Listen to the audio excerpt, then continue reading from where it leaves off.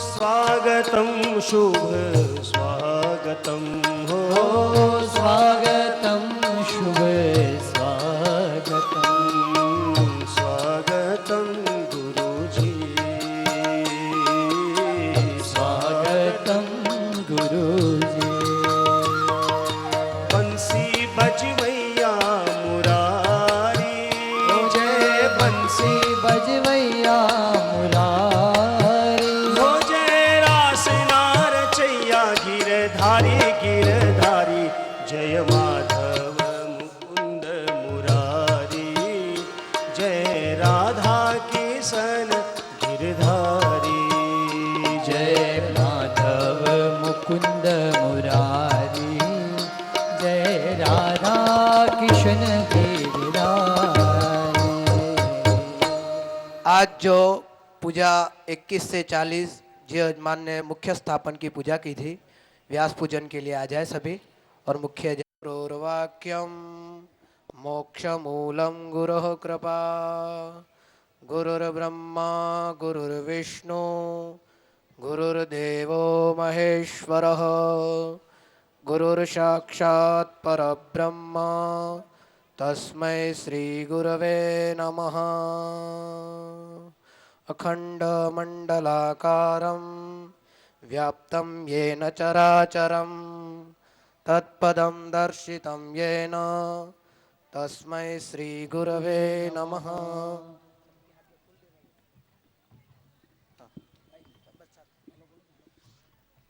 ओम इखेत्वोर्चेत्वापायवस्थदे पोपः हारधवला या शुभ्रवस्त्रावृता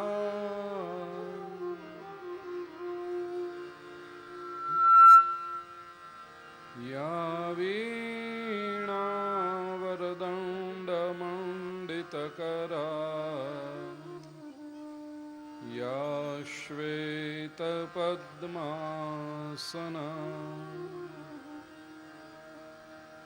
या ब्रह्माच्युतशङ्करप्रभृतिभिर्देवैः सदा वन्दिता सा मां पातु सरस्वती भगवती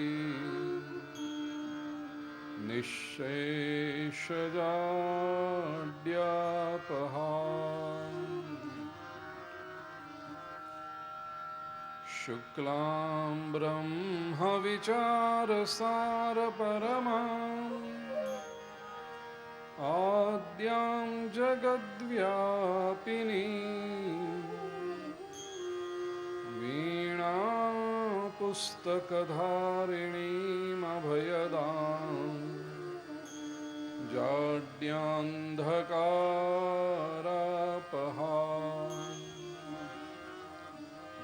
हस्ते स्फाटिकमालिकां विदधतीं पद्मासने संस्थितां वन्दे तां परमेश्वरीं भगवतीं बुद्धिप्रदां शारदाम्।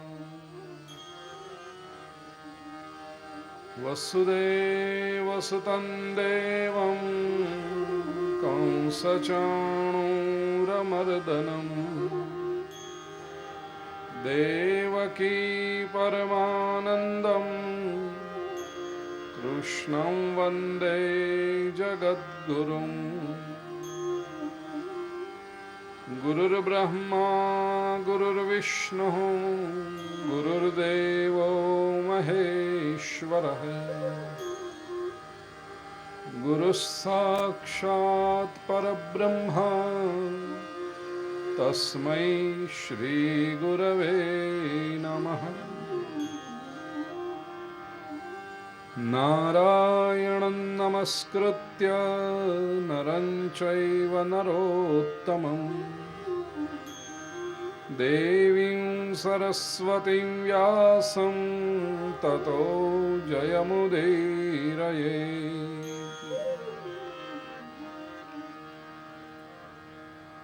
करारविन्देन पदारविन्दं मुखारविन्दे विनिवेशयन्तम् वटस्य पद्मस्य पुटेशयानं बालं मुकुन्दं मनसा स्मरामि। श्रीकृष्ण गोविन्द हरे मुरारे, हे नाथ नारायण वासुदेव। जिह्वे पिबस्वामृतमेतदेव गोविन्द दामोदर माधवेति।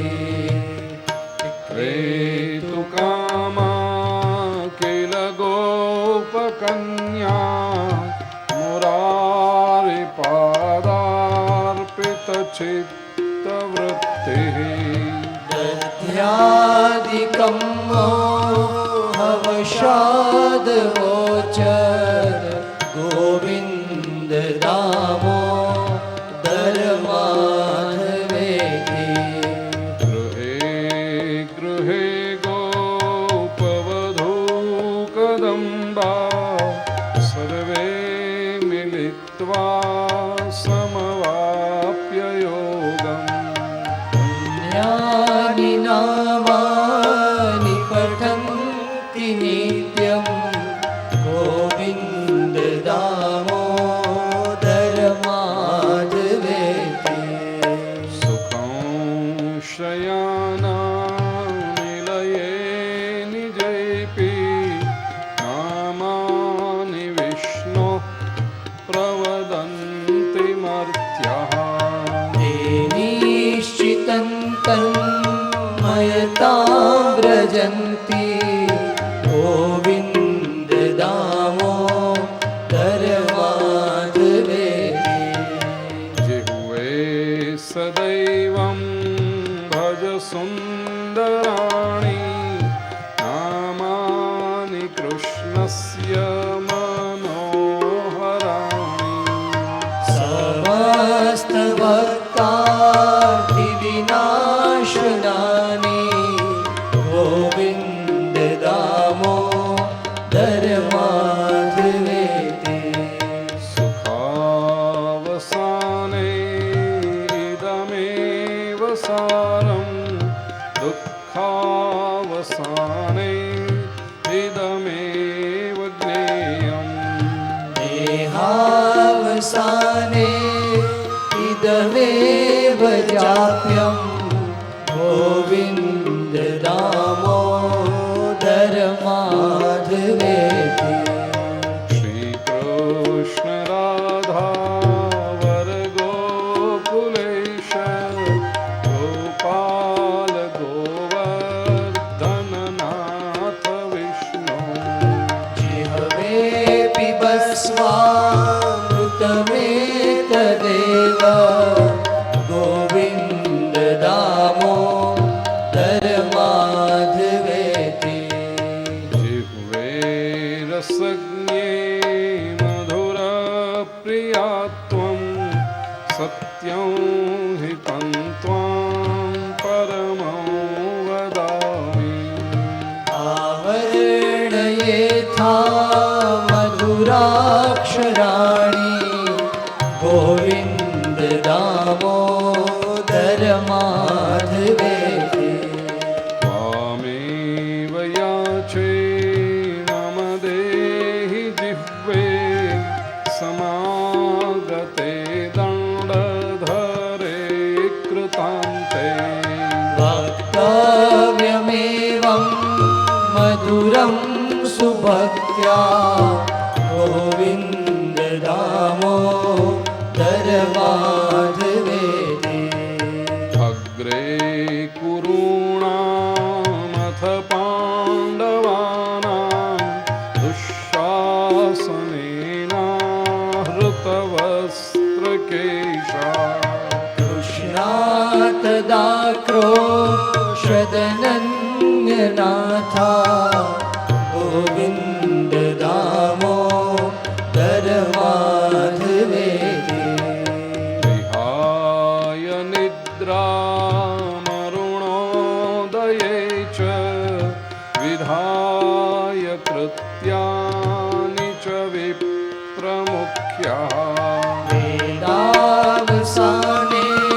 प्रपठन्ति नित्यं गोविन्द दामोदर माधवेति आत्यन्तिकव्याधिहरञ्जनानां चिकित्सकं वेदविदो वदन्ति संसारतापत्रयनाशबीजं गोविन्द दामोदर माधवेति गोपालवंशीधररूपसिन्धो लोकेश नारायण दीनबन्धो उच्चस्वरे त्वं वद सर्वदैव गोविन्द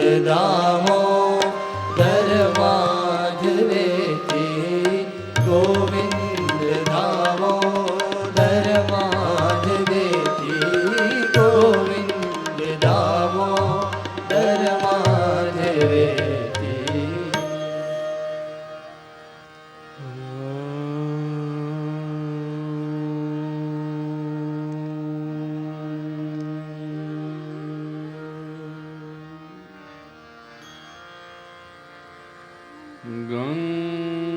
गणपतये नमः। श्री सरस्वत्यै नमः। श्री महालक्ष्म्यै नमः।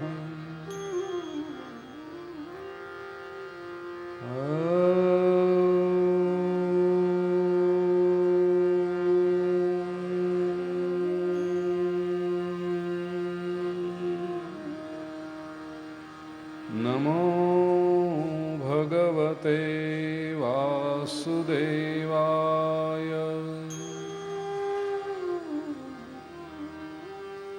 मूकं करोति वाचालं पङ्गुं लङ्घयते गिरिं यत्कृपातमहं वन्दे परमानन्दमाधवम्।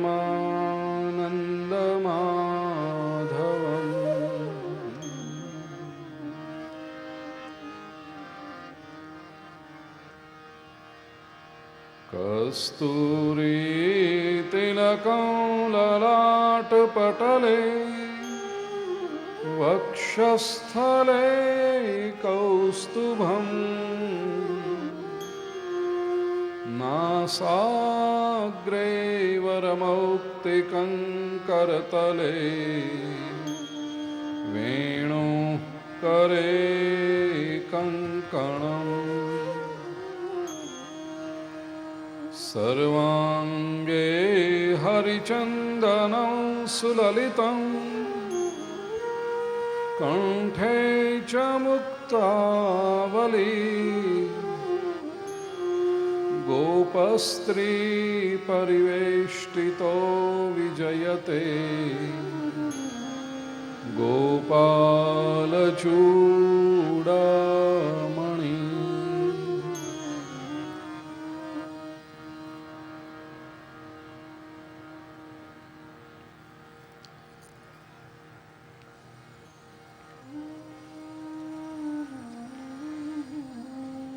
पवित्र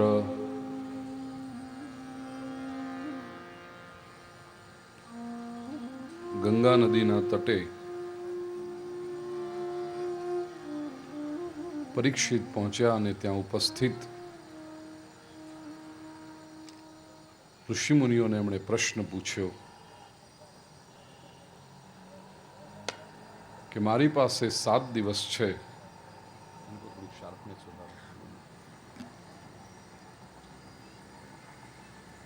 આ 7 દિવસમાં મુક્તિ કઈ રીતે મળે?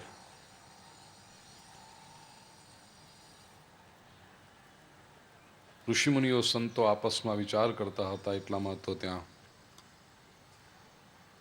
શ્રી શુકદેવજીનું આગમન થયું.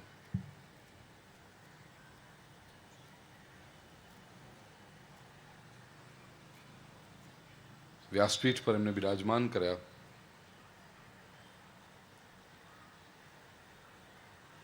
પરીક્ષિતે પ્રશ્ન પૂછ્યો, અતઃ પૃચ્છામિ સંસિદ્ધિમ યોગિનામ પરમમ ગુરુમ પુરુષસ્યેહ યત કાર્યમ મ્રિયમાણસ્ય સર્વથા. જેનું મૃત્યુ નિશ્ચિત હોય એનું કર્તવ્ય શું છે?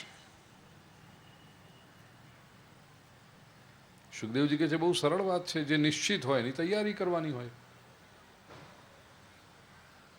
જેનો કોઈ ઉપાય જ નથી, જે કરવાનું જ છે, જે થવાનું જ છે, તો એના માટે તૈયાર રહેવાનું હોય.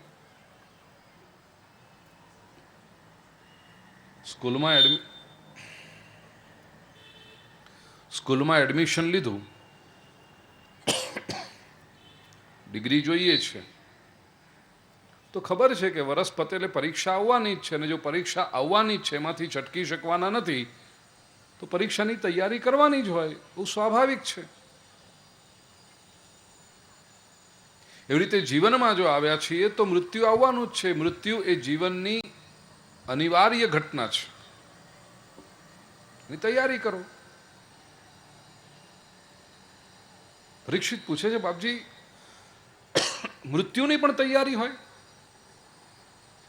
સુખદેવજી કહે છે કે હા હોય. કઈ રીતે કરાય મૃત્યુની તૈયારી એ બતાવે છે.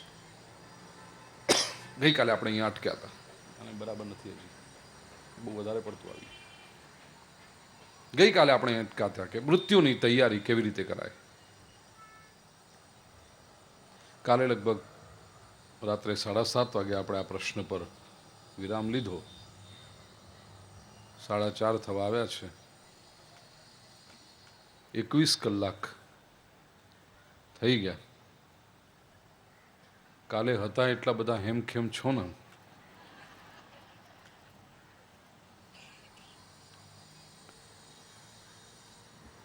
ભગવાનની કૃપા છે ભાઈ.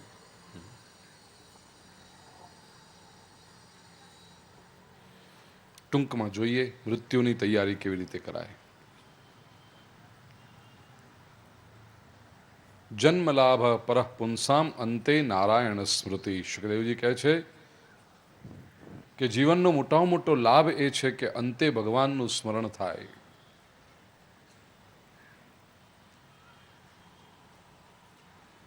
અંતકાલે તુ પુરુષ આગતે ગત સાધ્યસ. અંતકાળ જેવો આવે કે વ્યક્તિએ ડરવું નહીં. કેટલું સહેલેથી કહી દીધું આપણે, ડરવું નહીં. પણ લાગે છે એનું શું? ડર લાગે છે.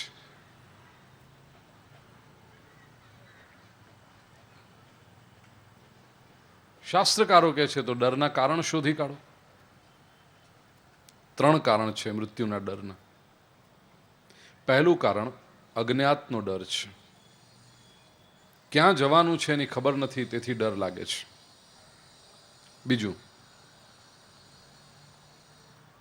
એકલા જવાનું છે એનો ડર લાગે છે.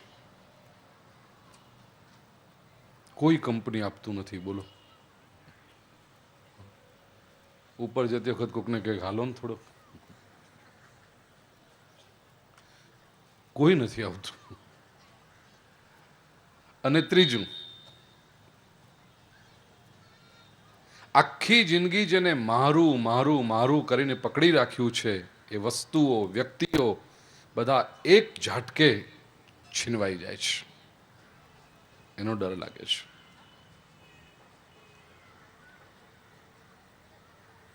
તો આ 3 તો થવાનું છે. ઉપાય શું? શાસ્ત્રકારો ઉપાય બતાવે છે. પહેલો ડર કયો હતો? અજ્ઞાતનો ડર છે. ક્યાં જઈશું એની ખબર નથી. શાસ્ત્રકારો કહે છે ભગવાન પાસે જવાનું છે, ડરો નહીં. આપણે નાના બાળકોને કેવા ફોસલાવી દઈએ છીએ. ઘરમાં કોઈક વડીલનું મૃત્યુ થયું હોય એ સ્વાભાવિક છે. 15 મહિનો જરા ઘરમાં અવર જવર વધી જાય લોકોની. અને 5 વર્ષનું બાળક પૂછે, મમ્મી દાદા ક્યાં ગયા?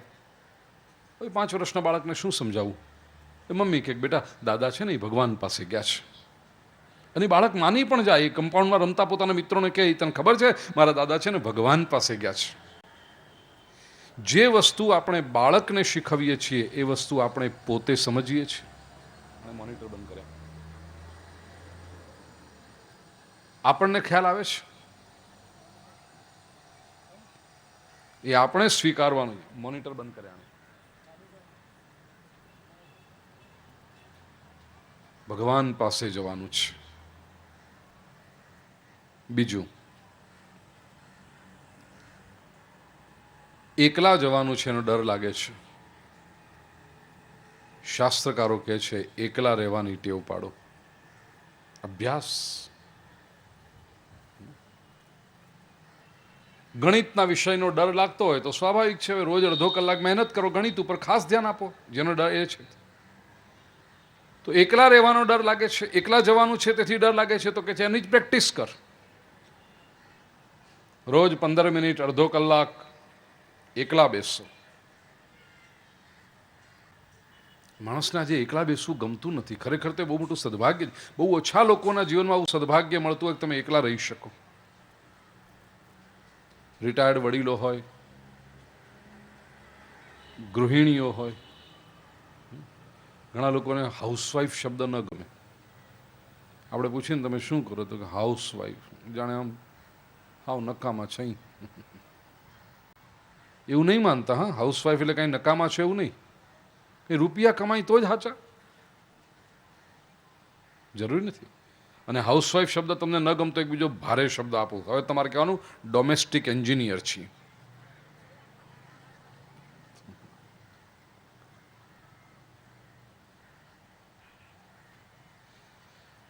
બહેનોને ઘણી વખત એવો મોકો મળતો હોય છે એકલા રહેવાનો.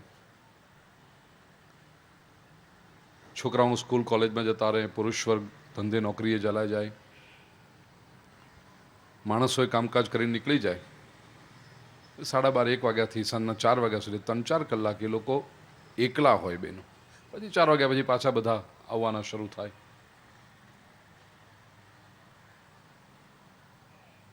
એ 3-4 કલાક બેનને ભારે પડે. એકલા થઈ ગયા, શું કરવાનું? એટલે પહેલા તો આડા પડે, પણ એમ નીંદર આવે. રાતના 10 કલાક ઘોયરા છે, શું નીંદર આવે? એટલે થોડા કાળોટીને પછી ઊભા થાય ને છાપા પીએ. પહેલે પાનેથી લઈને છેલ્લે પાને સુધી દાઉદી વોરા મરણે વાંચે. બોલો, ચાંદ બીબી ગયા તારે કેટલા ટકા મારી બા, એવા છાપા વાંચે. પછી ટીવી જુએ. એ બધું પહેલા જોવાઈ ગયું હોય, એનાથી એ કંટાળે. સિરિયલોથી બાલ્કનીમાં આવીને ઉભા રહે, કોણ આવે છે ને કોણ જાય છે ને કોણ શું કરે છે, કોની આ ગાડી આવી ને કોની ગઈ ને. એનાથી કંટાળે. પછી ફોન પર વળગે. લલિતાબેન શું કરો છો? તો કે કાંઈ નહીં, આ બેઠા. બોલો ચંપાબેન તમે શું કરો? તો કે કાંઈ નહીં, બે નવરીનીઓ. બોલો, કાંઈ કરવાનું નથી એમને.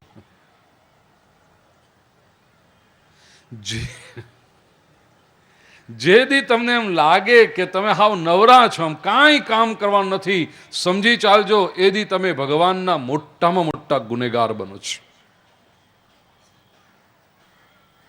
જંતુ નામ નરજન્મ દુર્લભતરમ પુંસ્વમ તતો વિપ્રતા. ભગવાને 83,99,999 શરીર છોડ્યા પછી આ મનુષ્ય દેહ પ્રાપ્ત થયો છે.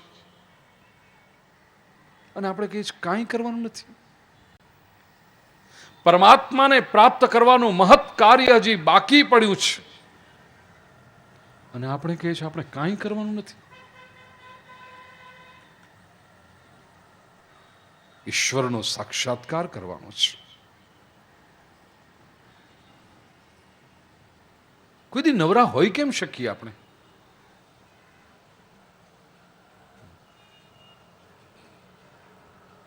એકલા બેઠા છો ત્યારે આનંદ લો પોતાનો એકલાનો. Enjoy your aloneness. Don't creep for your loneliness. નિજાનંદ ન લો. અભ્યાસ કરો. કંઈ જ નહીં, મારે કશું કોઈની જરૂરત નથી, કોઈ ફોન નથી કરવા, કાંઈ નથી. બસ એકલા બેસીને વિચાર ચિંતન કરવું છે. જે માણસ ગમતું હોય એની કંપની આપણને ફાવે કે નહીં? એની હારે રહીએ તો આમ કલાક 2 કલાક ક્યાં જતા રહે ખબર ન પડે. અને ન ગમતું હોય એની હારે કંટાળો આવે. 10 મિનિટમાં તમે કંટાળી જાઓ, જે ગમતો માણસ ના હોય એની સાથે. હવે એકાંતમાં તમે જો કંટાળી જતા હો તો એનો અર્થ એમ થયો કે તમને તમારી કંપની ગમતી નથી. Are you so boring? એકલા છો એટલે શું છે? યુ આર, મને ઇંગ્લિશમાં એક ફ્રેઝ બહુ ગમે, આઈ એમ બાય માય સેલ્ફ. એકલા હોવું એટલે પોતાની જાતે હોવું, પોતાની સાથે હોવું. તમે પોતાનાથી આટલા કંટાળી જાઓ છો? પોતાની કંપની ગમવી જોઈએ, એવું પોતાની અંદર કંઈક હોવું જોઈએ કે આપણને આપણી કંપની ગમે. એવું કંઈક નિર્માણ કરો. એકાંતનો અભ્યાસ કરો. ત્રીજું, જિંદગીભર જે ભેગું કર્યું છે એ બધું એક ઝાટકે છટકી જવાનું, છૂટી જવાનું છે, એનો ડર લાગે છે. તો પછી દુનિયાભરના શાસ્ત્રકારો કહે છે છોડવાની ટેવ પાડો. જવાનું તો છે જ. આખી જિંદગી તમે જે ભેગું કર્યું તમારી ઈચ્છાથી કે ઈચ્છા વગર જવાનું છે. આ છોકરાઓ રમે છે, બંધ કરી દો અહીંયા આગળ, ને મા બાપો પાછળ જતા રહે. આખી જિંદગી જે ભેગું કર્યું છે,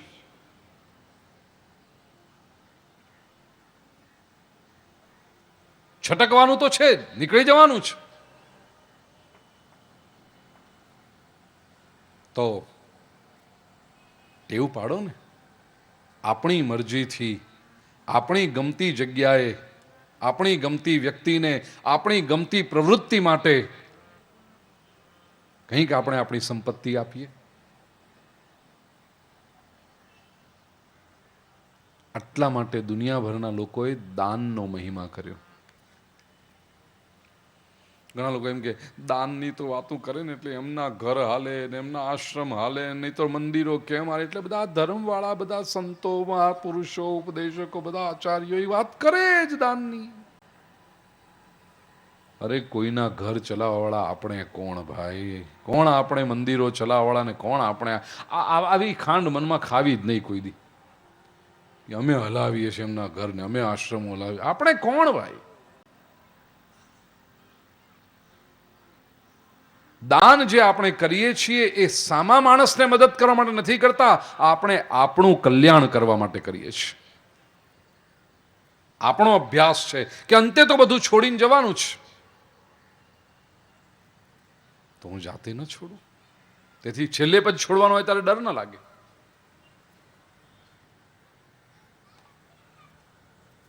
અને ચોથી એક ડર છે મૃત્યુનો, loss of identity. Western philosophers કહે છે જિંદગીભર આપણે જે પોતાની એક ઇમેજ ઊભી કરી છે કે આપણે કોણ, એટલે આપણું જાણે બિઝનેસ કાર્ડ પર જે હોય ને, આપણે partner, proprietor, CEO, MD, doctor, engineer, chartered accountant, એ જે આપણી એક ઇમેજ ઊભી કરી છે, આપણે ઓળખાણ ઊભી કરી છે.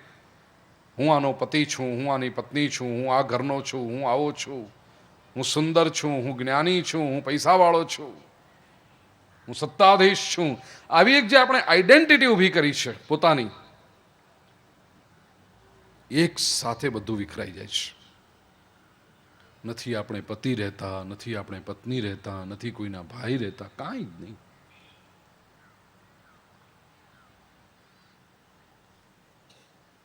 ત્રીજા સ્કંદમાં કહેવાશે ને પાંચમા સ્કંદમાં કહેવાશે સાંખ્ય શાસ્ત્રના આધારે. આજે આપણી પાસે સમય ઓછો છે એટલે હું આખું બધા સ્કંદોનો સમન્વય કરીને કહેતો જઈશ.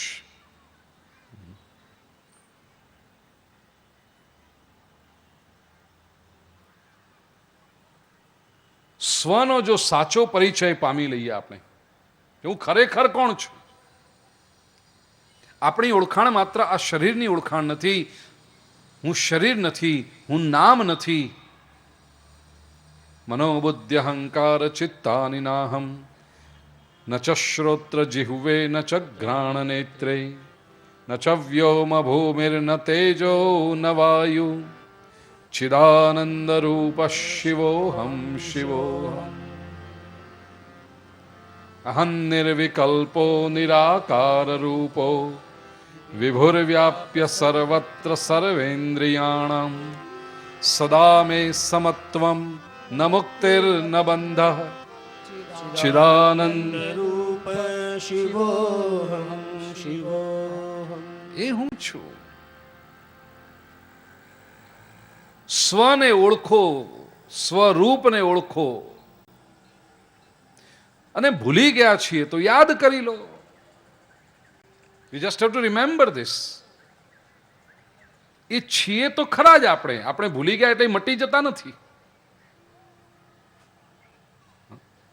કોઈ ધારો કેમ ભૂલી જાય કે આપણે માણસ છે, એ ભૂલી ગયો. કોઈક વ્યક્તિ પેલું ફેન્સી ડ્રેસ કોમ્પિટિશન હોય ને, એમાં સમજો કે કૂતરો બન્યો અને એને શીખવાડવામાં આવ્યું. 5-7 વર્ષનું હતું, બાળ મંદિરમાં.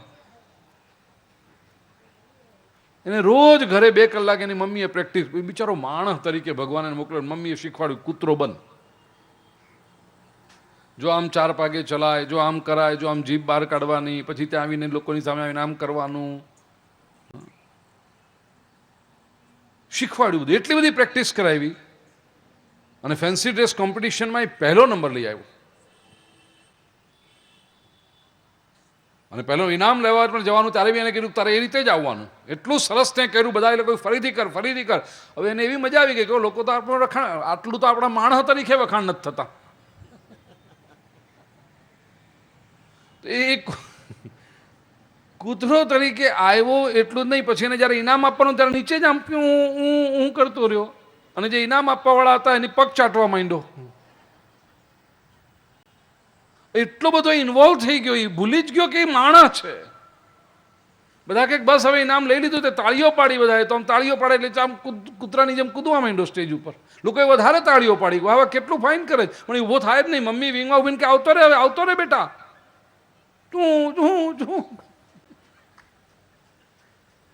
એ ભૂલી જ ગયો કે માણસ છે. પણ એ માણસ છે એ ભૂલી ગયો, એનો અર્થ એ માણસ મટી ગયો नहीं. वो स्वयं भूल गया है कि वो आदमी है, लेकिन उसका अर्थ ये नहीं हुआ कि वो आदमी नहीं रहा, है तो मनुष्य. બસ હવે એનાથી એક જ ડગલું આપણે આગળ આવવાનું છે. આપણે મનુષ્ય એમ છીએ એવું આપણે માની લીધું છે. આ શરીર છે એવું આપણે માની લીધું છે. વાલા ભાઈઓ અને બહેનો, હકીકત એ છે કે આપણે શરીર નથી, આપણે આત્મા છીએ. ચિદાનંદ રૂપ શિવોહમ શિવોહમ. અને આ સંસારમાં આવીને આપણે ભૂલી ગયા કે આપણે આત્મા છીએ. એનો અર્થ આપણે આત્મા મટી ગયા એવું નહીં. આપણે ફેન્સી ડ્રેસ કોમ્પિટિશનમાં મેં ભૂપેન્દ્રભાઈનો વેશ લીધો, બોલો. અને એવો રોલ ભજવીએ છીએ છેલ્લા 25 વર્ષથી. પણ એવી 25 વર્ષથી રોલ ભજવતા ભજવતા જો હું ભૂલી જ જાઉં કે હું આત્મા છું અને હું એમ જ માનવા માંડું બસ ભૂપેન્દ્રભાઈ તો હું છું, બીજું કાંઈ નથી હું, તો ત્યાં ભૂલ થઈ ગઈ.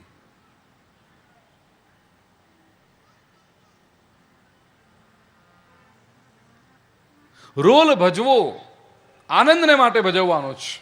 તેથી આ કહ્યું ને જગત લીલા છે, જગત એક પ્લે છે, ઇટ્સ અ ડિવાઇન પ્લે. શેક્સપિયરે પણ કહ્યું કે world is a stage and we all are performers on this. આપણે બધા જ અભિનેતાઓ જે રોલ ભજવીએ છીએ સારામાં સારી રીતે ભજવવાનો, હું ના નથી પાડતો.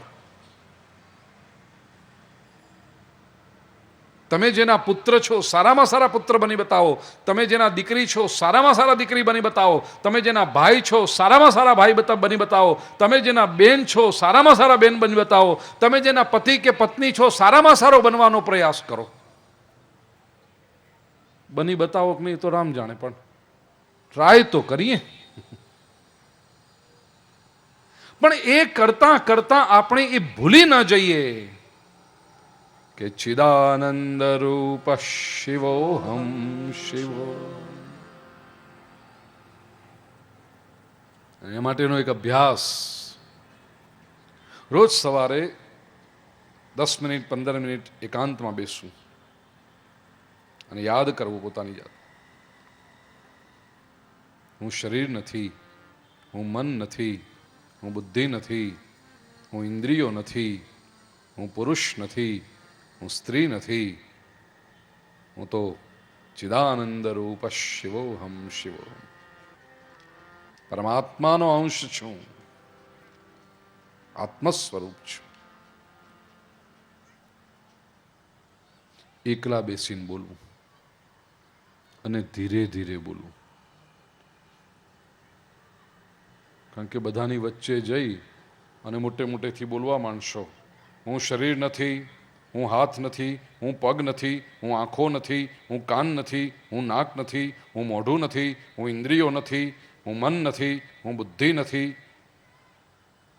હું પુરુષ નથી, હું સ્ત્રી નથી, તો આજુબાજુવાળા કહેશે કાલથી કથામાં જવાનું નથી. આવું બધું શીખી શીખીને આવો છો નથી.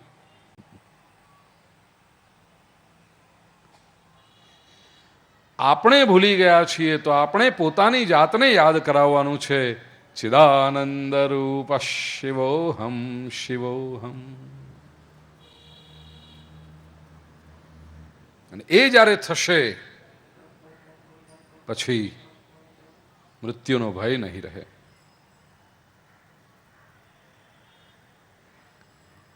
છિંદ્યાદ સંગ શસ્ત્રેણ સ્પૃહામ દેહેનુયે ચ તમ. અસંગરૂપી શસ્ત્રથી, અસંગ એટલે અનઅટેચમેન્ટ, હારનું અટેચમેન્ટ નહીં રાખવાનું, થોડો વખત થાય એટલે કાઢી નાખવું. અસંગરૂપી શસ્ત્રથી શરીર અને શરીરના જે સંબંધો છે એનાથી ધીરે ધીરે ધીરે એક અંતર ઊભું કરતા જાઓ.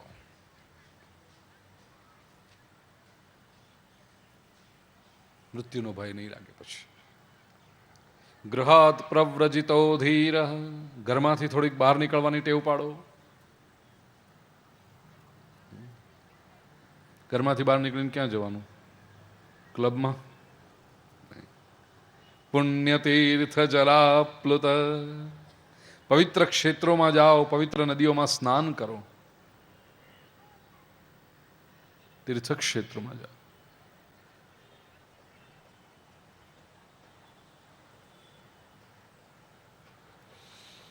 શુચૌ વિવિક્ત આસીનો વિધિવત કલ્પિતાસને, પવિત્ર થઈને રહો. એકાંતમાં બેસો અને એકલા બેસો. આ બંને શબ્દો મહત્વના છે. એકાંતમાં બેસો અને એકલા બેસો. ઘણી વખતે માણસ એકલો હોય, એકાંતમાં હોય પણ એકલો ન હોય, મનમાં તો આખું ટોળું ભેગું કરીને બેઠો. એકાંતમાં બેસો અને એકલા બેસો.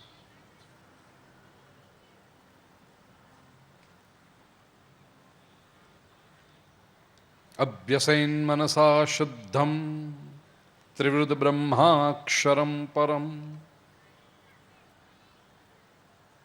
મનોમન 3 અક્ષરના બ્રહ્મનું ધ્યાન કરવાનું, અભ્યાસ કરવાનું છે. 3 અક્ષરનું બ્રહ્મ એટલે અ ઉ મ. ઓમ,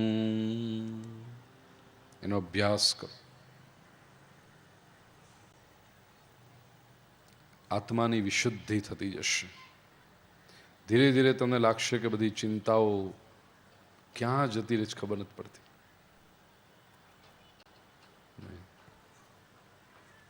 શાંતિ અને આનંદનો અનુભવ થશે. કરવો જ પ્રયોગ.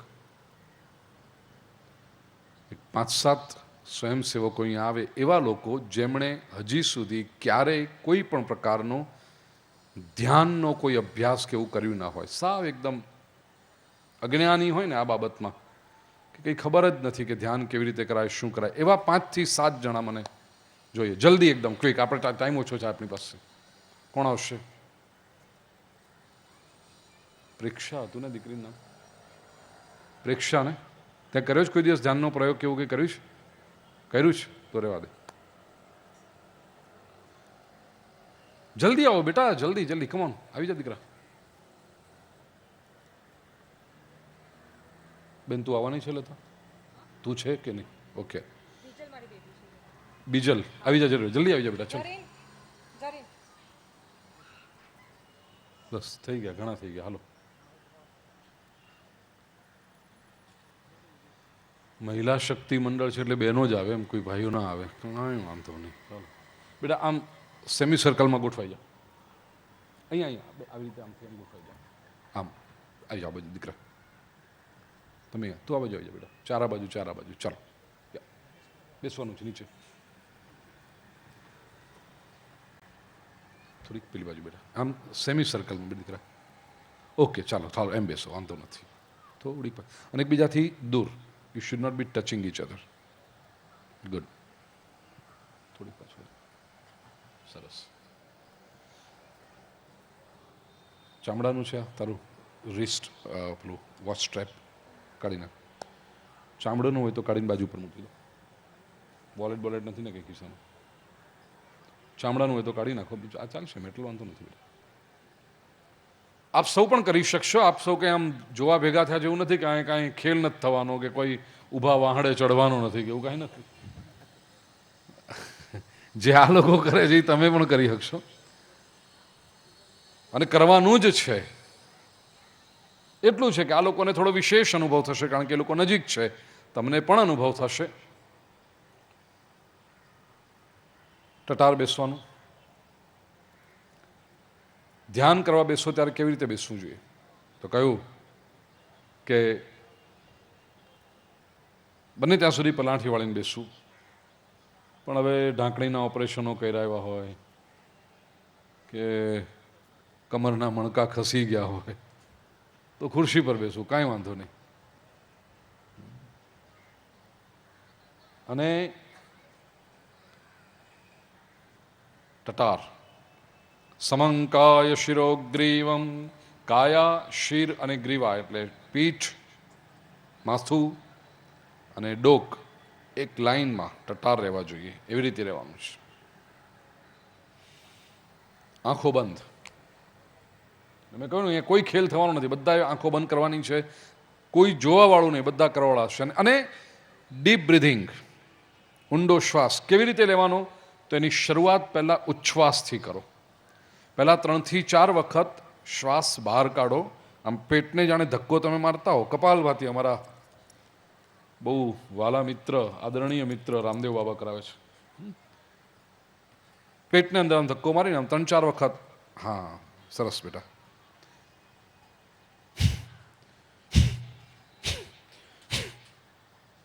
એ રીતે કર્યું અને પછી ઊંડો શ્વાસ, ડીપ બ્રિધિંગ. બને એટલો ઊંડો શ્વાસ લઈ રોકવાની કોશિશ નહીં કરતા. શ્વાસને પકડી રાખવાનો નથી. અત્યારે કુંભક નથી કરવાનું, માત્ર પૂરક અને રેચક. શ્વાસ લેવાનો ધીરે ધીરે ધીરે ધીરે ધીરે. અને શ્વાસ એવી રીતે લેવાનો કે ફેફસામાં હવા ભરવાની. તમારું પેટ ઉપર નહીં આવવું જોઈએ, તમારી છાતી ટુ ધ મેક્સિમમ કેપેસિટી લંગ્સમાં હવા ભરવાની છે. અને તરત જ પછી ધીરે ધીરે ધીરે ધીરે બ્રીથ આઉટ કરવાનું, ઉચ્છ્વાસ કરવાનો. બને એટલું ધીરે ધીરે. શ્વાસ લેવાનો કેવી રીતે? તો લોભીઓ જે રીતે સંપત્તિ ભેગી કરે એ રીતે. અને ઉચ્છ્વાસ બ્રીથ આઉટ કેવી રીતે કરવાનો? કંજૂસ જે રીતે ખર્ચો કરે એ રીતે. ધીરે ધીરે ધીરે ધીરે ધીરે. ચાલો આંખો બંધ. અને એ પછી હું ઓમકારનો ઉચ્ચાર કરીશ, સાથે સમજાવતો જઈશ. આપ સૌએ પણ એવી રીતે બોલવાનું છે.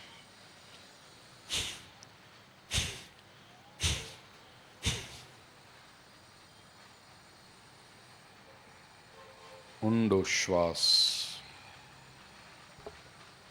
ધીમો શ્વાસ.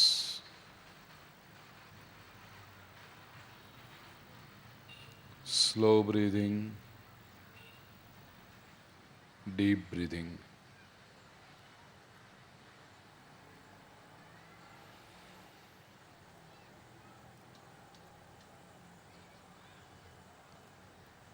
કેવળ શ્વાસ પર ધ્યાન આપો. ભીતર જતા શ્વાસની શીતળતાનો અનુભવ કરો. Experience the coolness of the fresh air that you are breathing in. અને બહાર નીકળતા ઉચ્છ્વાસની ગરમીનો પણ અનુભવ કરો. Experience the warmth of the exhalation.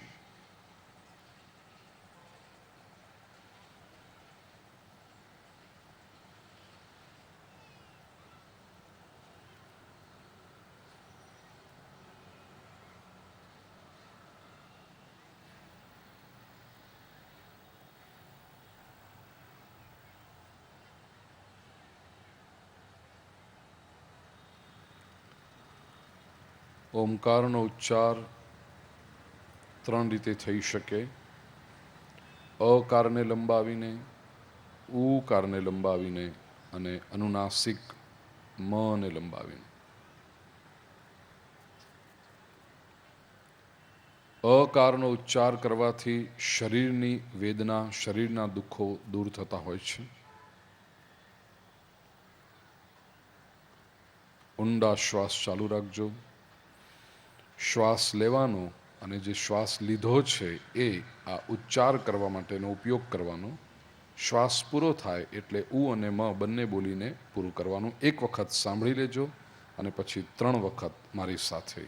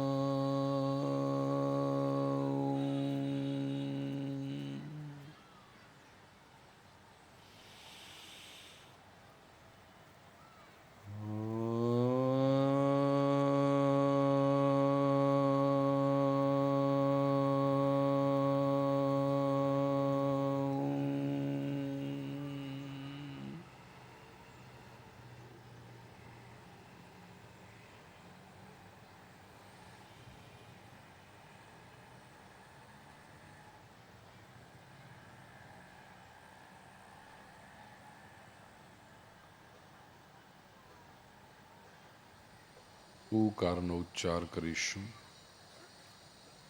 ઉકારનો ઉચ્ચાર કરવાથી મનની શાંતિ પ્રાપ્ત થતી હોય છે.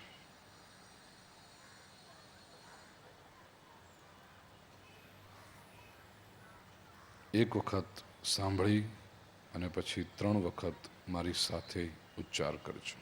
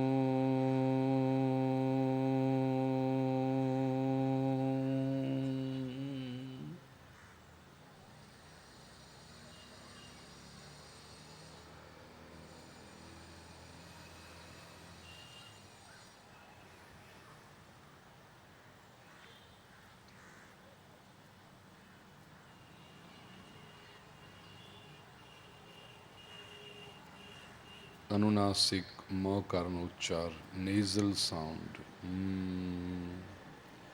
યાદ રહે, આ મકારનો ઉચ્ચાર કરતી વખતે હોઠ બંધ રાખવાના છે.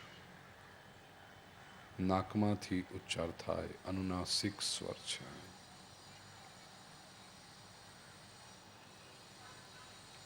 મકારનો ઉચ્ચાર કરવાથી બુદ્ધિનો વિકાસ થાય છે અને આધ્યાત્મિક ઉન્નતિ થાય છે. When we chant this ma, it results in intellectual growth and spiritual enlightenment.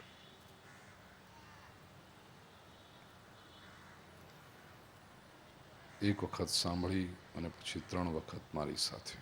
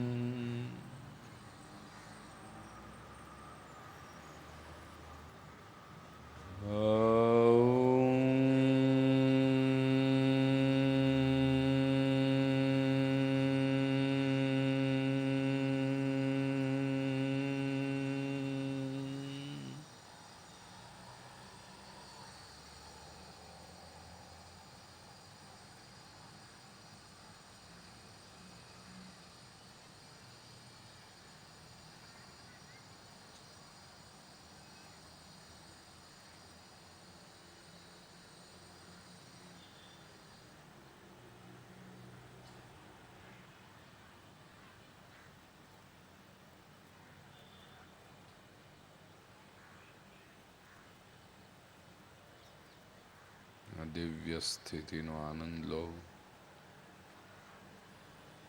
અને ધીરેથી આંખો ખોલો. Enjoy your state of pure being as long as you wish, and then slowly open your eyes.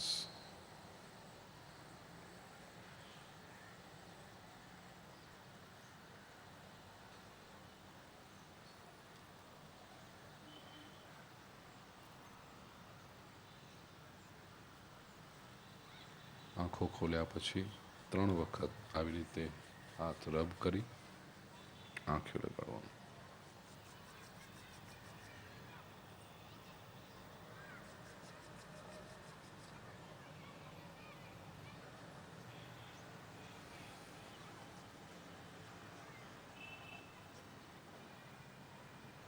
Cordless Mike છે.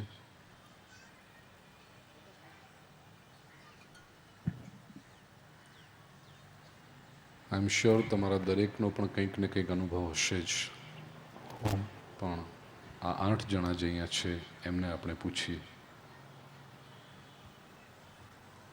ઊભી થઈને બોલવું છે બેટા, બેઠા બેઠા બોલવું છે?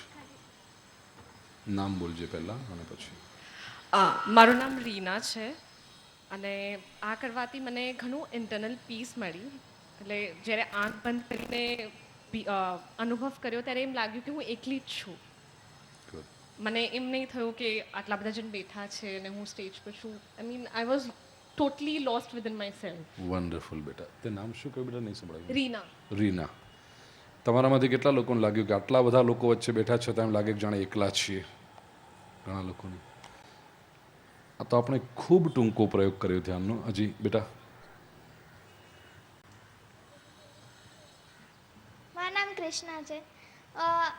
હું એક સ્ટુડન્ટ છું, પણ આજે પહેલી વખત મને આવો અનુભવ થયો છે. હું હંમેશા ક્યારે પણ આંખ બંધ કરીને કે હું ક્યારે પણ સૂતી હોય કે એમને પણ બેઠી હોય હું કાંઈનું કાંઈ સોચતી રહેતી હોય, પણ મેં પહેલી વખત આવો અનુભવ કર્યો છે. ઉંમર કેટલી બેટા તારી દીકરા? હા, how old are you? 13 years.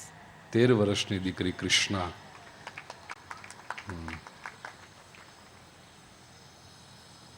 મારું નામ બિજલ છે. જેવી મેં આંખ ખોલી મને એકદમ ફ્રેશ લાગ્યું.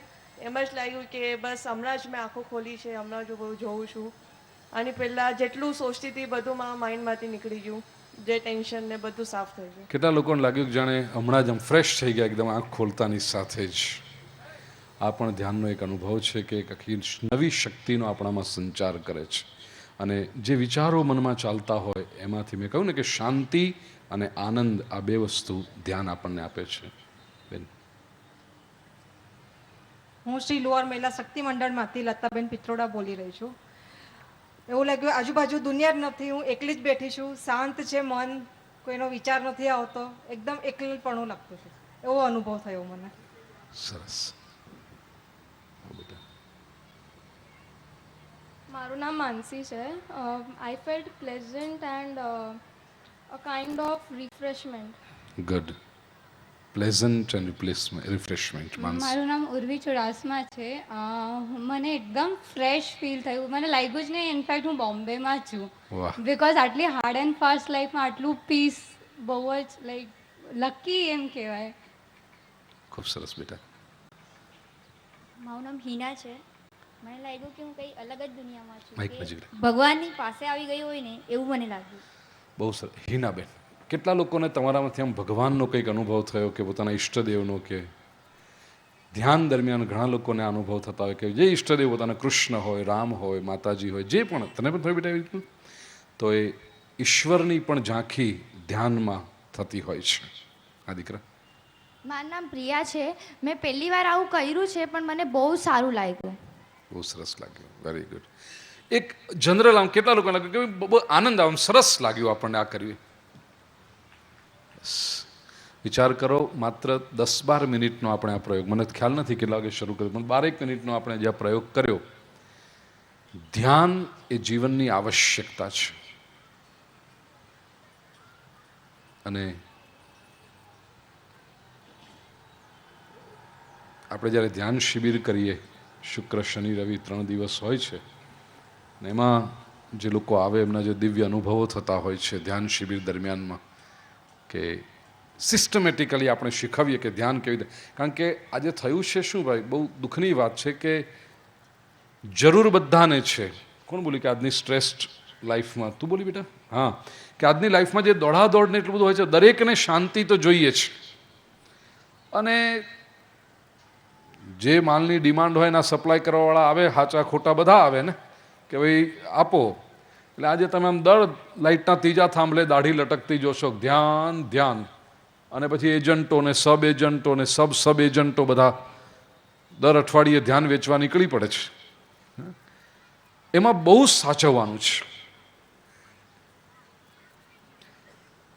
આપણે બે વસ્તુ કરીએ કે એક તો અનયુઝ્યુઅલ સબ્જેક્ટ લઈએ કોઈક વિષય પર, તત્વ ચર્ચા, ચિંતન કરીએ, અને સાથે ધ્યાન. અને ધ્યાન કર્યા પછી પ્રશ્નોત્તરી, કે જેને શું અનુભવો થયા, કેવું થયું, એના શું અર્થ હોય, એણે કેવી રીતે પોતાની વ્યક્તિત્વનો, પોતાના અધ્યાત્મનો, પોતાના ભક્તિ માર્ગનો વિકાસ કરી શકે. ઘણા લોકો પૂછે ક્યારે હોય ધ્યાન શિબિર, ક્યારે છે? હમણાં એક હવે મે મહિનામાં છે, તારીખ 14, 15, 16મી મે 2010. હું અત્યારે અહીંયાથી બધી વાત નહીં કરું. જેને પણ વધારે માહિતી જોઈતી હોય, 3 જણ મને અહીંયા મારી સામે દેખાય છે, અમારા 4 જણ. આમ તો સુશીલભાઈ જરા ઊભા થઈ જાઓ. સુશીલભાઈ મિસ્ત્રી, એમને તમે પૂછી શકશો. ઉષાબેન ઊભા થાવ. ઉષાબેનને તમે પૂછી શકશો. અમારી ભાવનાબેન છે, ભાવનાબેન. બેલાબેન ઊભા થાવ. અને અમિતભાઈ તમે બી ઊભા થાવ, તમે છો જ ને? અમિતભાઈ. 5 જણા મારા વોલેન્ટિયર્સ છે. કથા દરમિયાન એટલે ચાલુ કથા નહીં, પણ કથા પછીને એમને પૂછી શકશો અને તમને માહિતી આપશે. 14, 15, 16 મે 2010 શિબિર પનવેલમાં છે. થેન્ક યુ સો મચ બેટા, ઓલ ઓફ યુ. ઈશ્વર ખૂબ કલ્યાણ કરે તમારા બધાનું.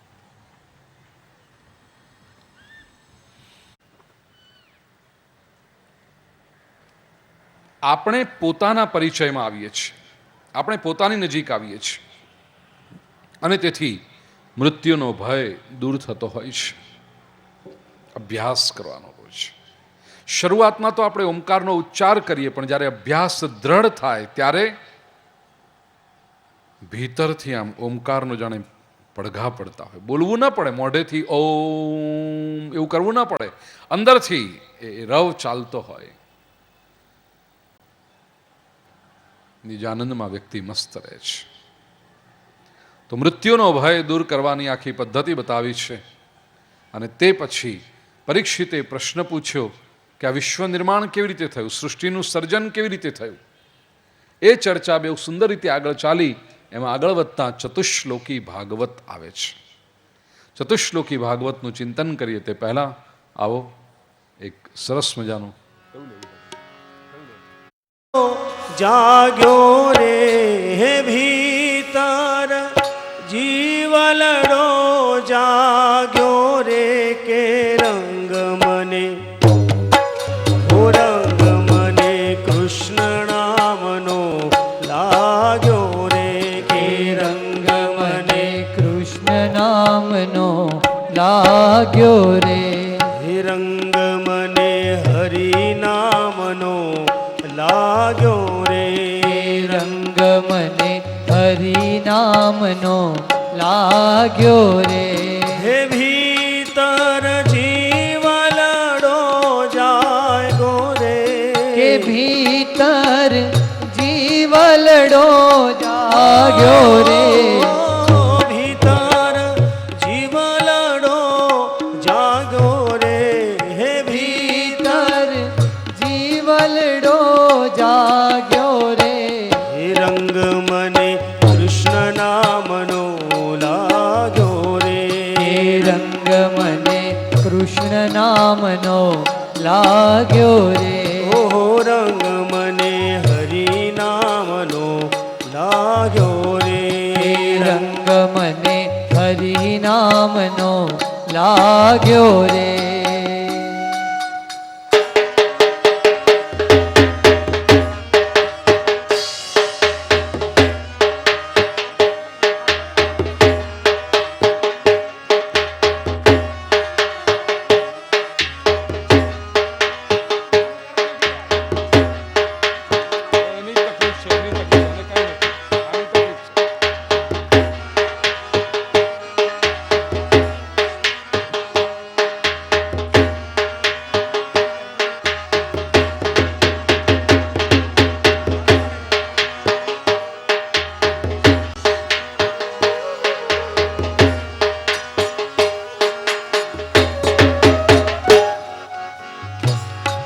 પૂરવના પુણ્ય આવી ભળિયા રે.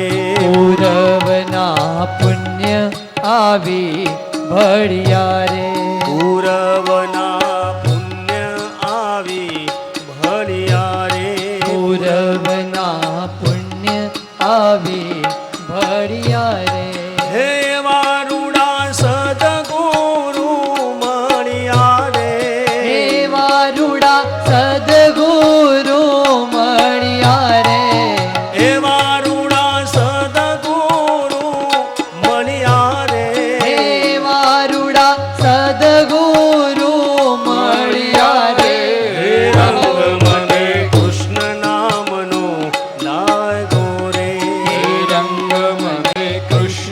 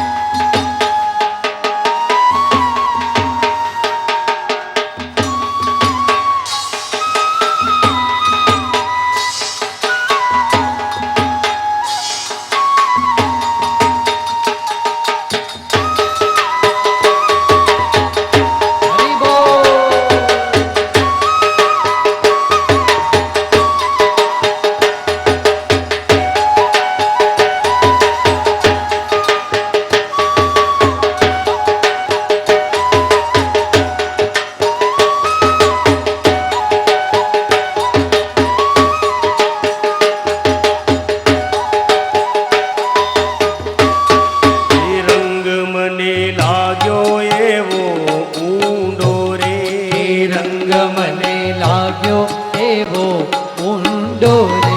હે રંગ મને લાગ્યો એવો ઊંડો રે. રંગ મને લાગ્યો એવો ઊંડો રે. હે ભજન વિના લાગે જગ કૂડો રે.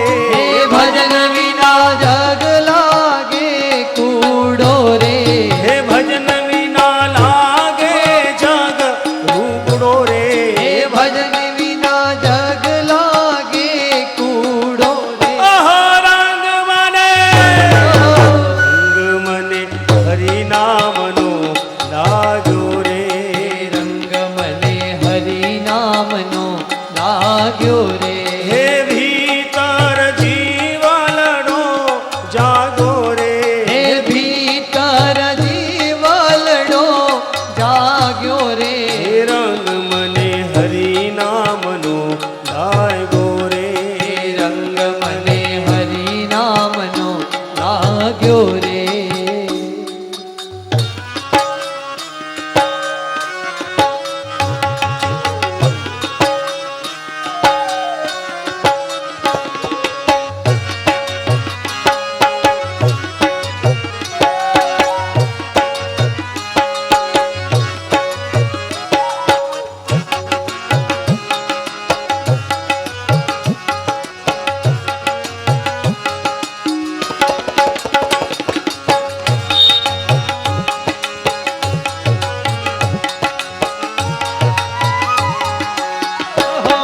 ગુરુએ આપી છે રંગની ઢાલ.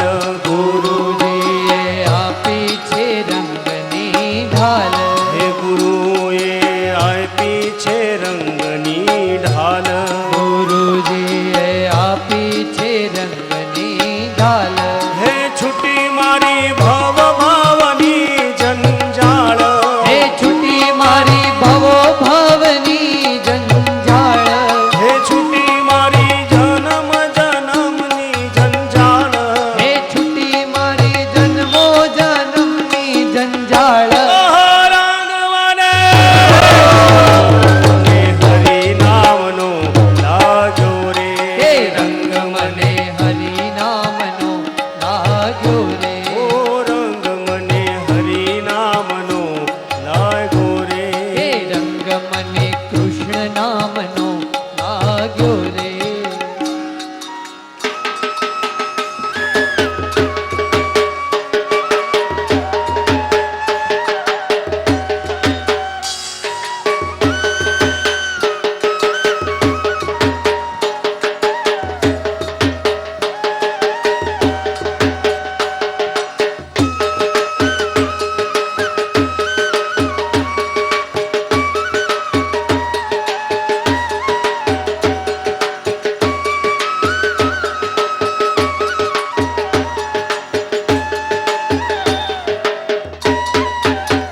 ગયા છોડ્યો કદી નવ છૂટે. હે રંગયા છોડ્યો કદી નવ છૂટે હે રે. રંગયા છોડ્યો કદી નવ છૂટે. રંગયા છોડ્યો કદી નવ છૂટે. હે માયાના બંધન ભવ ભવ તૂટે. હે માયાના બંધન ભવ ભવ તૂટે રે. હે માયાના બંધન ભવ ભવ તૂટે. હે માયાના બંધન ભવ ભવ તૂટે હે રે. રંગ મને કૃષ્ણ નામનો લાગ્યો રે. હે રંગ મને હરિ નામનો લાગ્યો રે. હે રંગ મને કૃષ્ણ નામનો લાગ્યો રે. હે રંગ મને કૃષ્ણ નામનો લાગ્યો રે.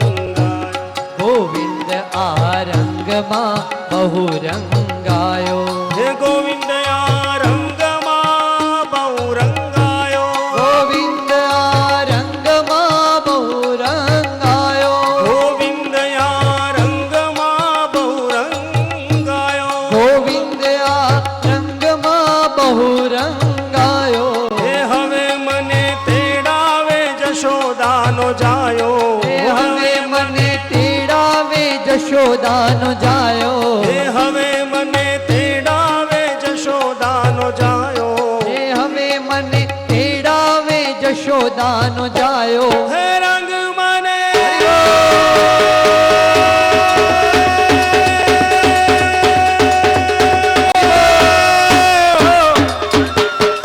હરિ નામનો લાગ્યો રે કે રંગ મને હરિ નામનો લાગ્યો રે હે ભીતર જીવલડો જાગ્યો રે હે ભીતર જીવલડો જાગ્યો રે હે ભીતર જીવલડો જાગ્યો રે જીવલડો જાગ્યો રે ઓહ રંગ મને રામ નામનો લાગ્યો રે હે રંગ મને કૃષ્ણ નામનો લાગ્યો રે ઓહ રંગ મને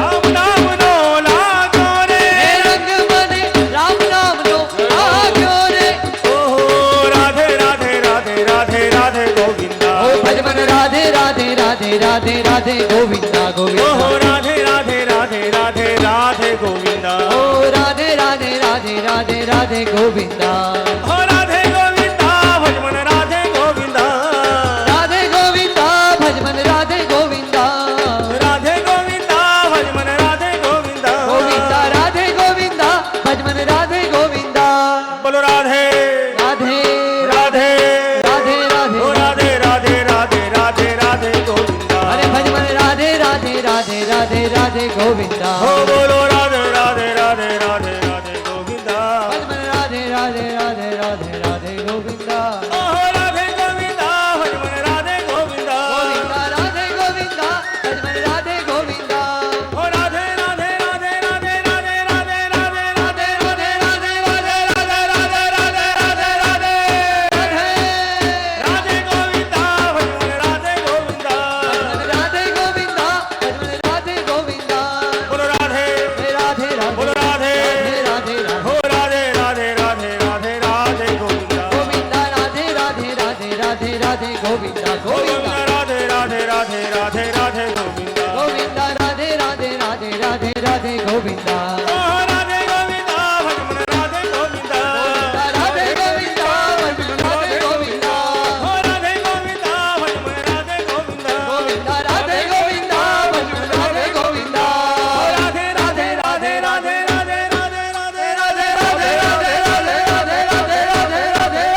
રાધે રાધે રાધે ગોવિંદા ભજમન રાધે ગોવિંદા રાધે ગોવિંદા ભજમન રાધે ગોવિંદા બોલો રાધે રાધે રાધે હો રાધે રાધે રાધે હો રાધે રાધે રાધે રાધે રાધે ગોવિંદા ભજમન રાધે રાધે રાધે રાધે રાધે ગોવિંદા ગોવિંદા રાધે રાધે રાધે રાધે રાધે ગોવિંદા ગોવિંદા રાધે રાધે રાધે રાધે રાધે ગોવિંદા હો રાધે રાધે રાધે રાધે રાધે ગોવિંદા ગોવિંદા રાધે રાધે રાધે રાધે રાધે ગોવિંદા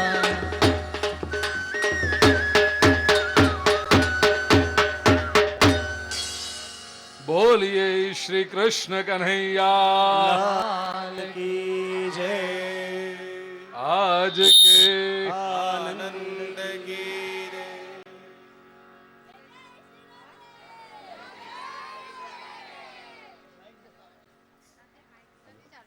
હેલો આજે બગાડે છે જય શ્રી કૃષ્ણ નામ છે શ્રીમતી નિર્મળાબેન પ્રવીણભાઈ ડોડિયા શ્રીમતી ચંદ્રિકાબેન પ્રાગજીભાઈ વાઘેલા શ્રીમતી તારાબેન જયંતિભાઈ પરમાર અને આજે સાંજના 6 વાગે ડાયરો ચાલુ થવાનો છે એમાં મહામંડલેશ્વર શ્રી ભારતી બાપુનું આગમન થઈ ચૂક્યું છે મુંબઈમાં અને એ સાંજના આવવાના છે તો બધા ડાયરામાં જરૂરથી પધારજો જય શ્રી કૃષ્ણ लाल की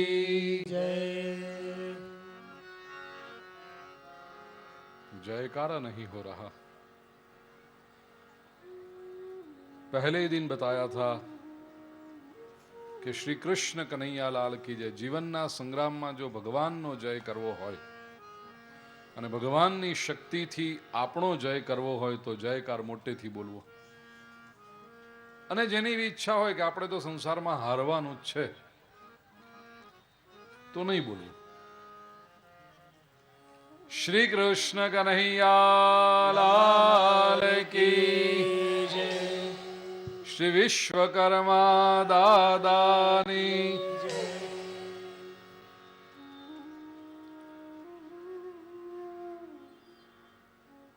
દ્વિતીય સ્કંદનો બહુ સુંદર પ્રકરણ.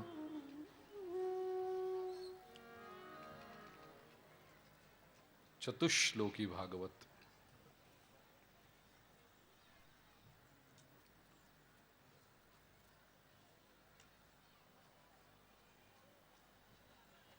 પ્રશ્ન પૂછું, કેટલા લોકોને ગઈકાલની કથા યાદ છે? થોડી ઘણી. શ્રીમદ ભાગવતના કુલ શ્લોક કેટલા?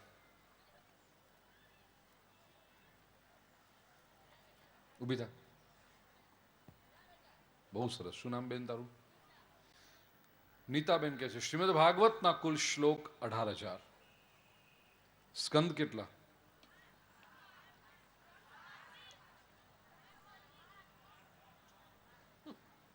હવે બેસી જા નીતા. શ્લોક 18,000 કીધા ત્યાં સુધી બરાબર છે. તું જો સ્કંદ 335 કે ખોટું. સ્કંદ 12 અને અધ્યાય પક્કા. વર્ષના દિવસ તો 365 છે ને. જુઓ જો ચોપડીમાં જોઈ લો, ચોપડીમાં જોઈ લો.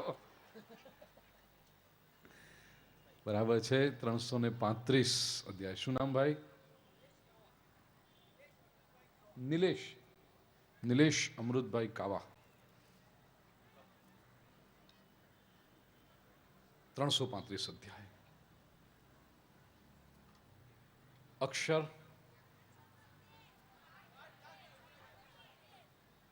5,76,000 અક્ષર.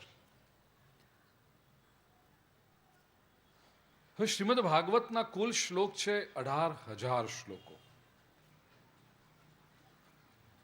ગઈકાલે એ જ આપણે જે ભાગવતજીનો આંબો ગાયો એમાં છે કે આંબો ગાય શીખે ને સાંભળે, એનો ચરણ કમલમાં વાસ, સખી રે આંબો રોપિયો. રોજ 18,000 શ્લોકો ગાય. શ્રીમદ ભાગવત એ કલ્પવૃક્ષ છે.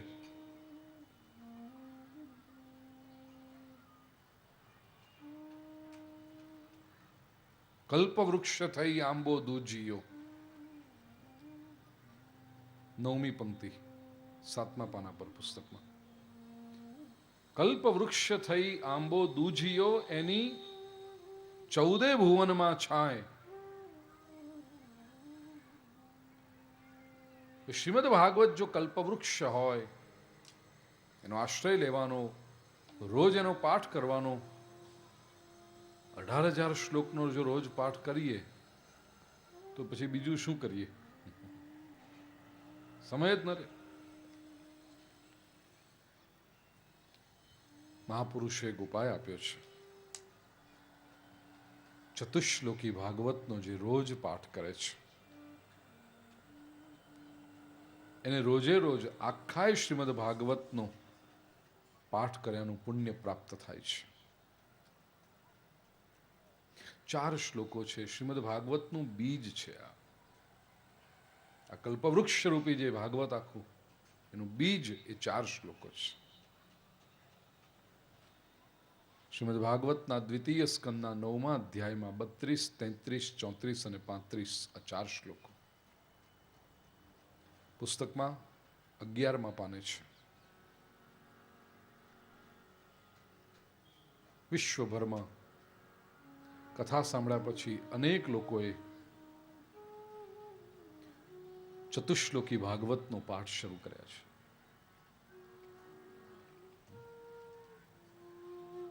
શ્રદ્ધાપૂર્વક, સ્પષ્ટ ઉચ્ચારથી અને અર્થ સમજીને જો ચતુશ્લોકી ભાગવતનો રોજ પાઠ કરશો, આજે ચૈત્રવદ 11નો પવિત્ર દિવસ મહાપ્રભુજી શ્રીમદ વલ્લભાચાર્ય પ્રાગટ્ય જયંતિ. વ્યાસપીઠ પરથી આપને વચન આપું છું, જીવનમાં આપની કોઈ ઈચ્છા અધૂરી નહીં રહે. જે સાત્વિક ઈચ્છાઓ હશે આપની, તમે કલ્પના નહીં કરી શકો કે ક્યાંથી મદદ આવે છે.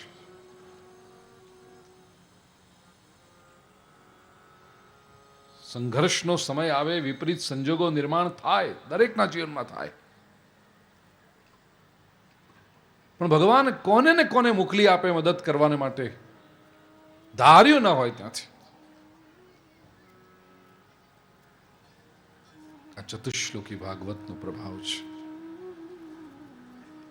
11મા પાને ચતુશ્લોકી ભાગવત. એક એક ચરણ હું બોલીશ, મારા પછી આપશો, અને પછી ટૂંકમાં એનો અર્થ પણ સમજીએ આપણે.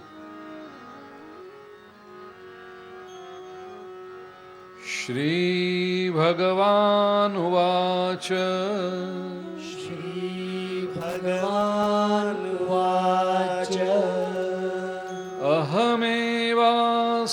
અહમેવાસમેવાગ્રે અહમેવાસમેવાગ્રે નાન્યદ્યત સદસત્પરમ નાન્યદ્યત સદસત્પરમ પશ્ચાદહં યદેતચ્ચ પશ્ચાદહં યદેતચ્ચ યો વશિષ્યેત સોऽસ્મ્યહં યો વશિષ્યેત સોऽસ્મ્યહં ઋતેર્થં યત પ્રતીયેત ઋતેર્થં યત પ્રતીયેત ન પ્રતીયેત ચાત્મનિ ન પ્રતીયેત ચાત્મનિ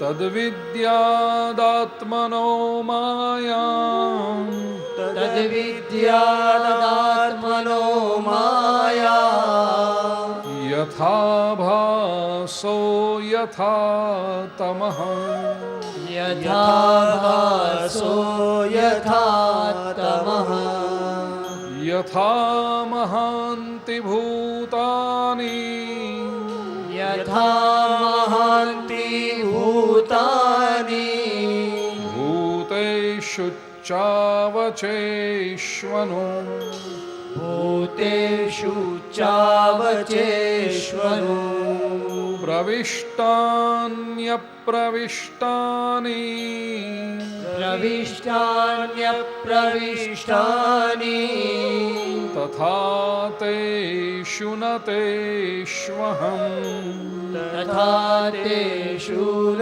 તેષ્વહં એતાવદેવ જિજ્ઞાસ્યં એતાવદેવ જિજ્ઞાસ્યં તત્વજિજ્ઞાસુનાત્મનઃ તત્વજિજ્ઞાસુનાત્મનઃ અન્વયવ્યતિરેકાભ્યામ અન્વયવ્યતિરેકાભ્યામ યત સ્યાત્ સર્વત્ર સર્વદા યત સ્યાત્ સર્વત્ર સર્વદા.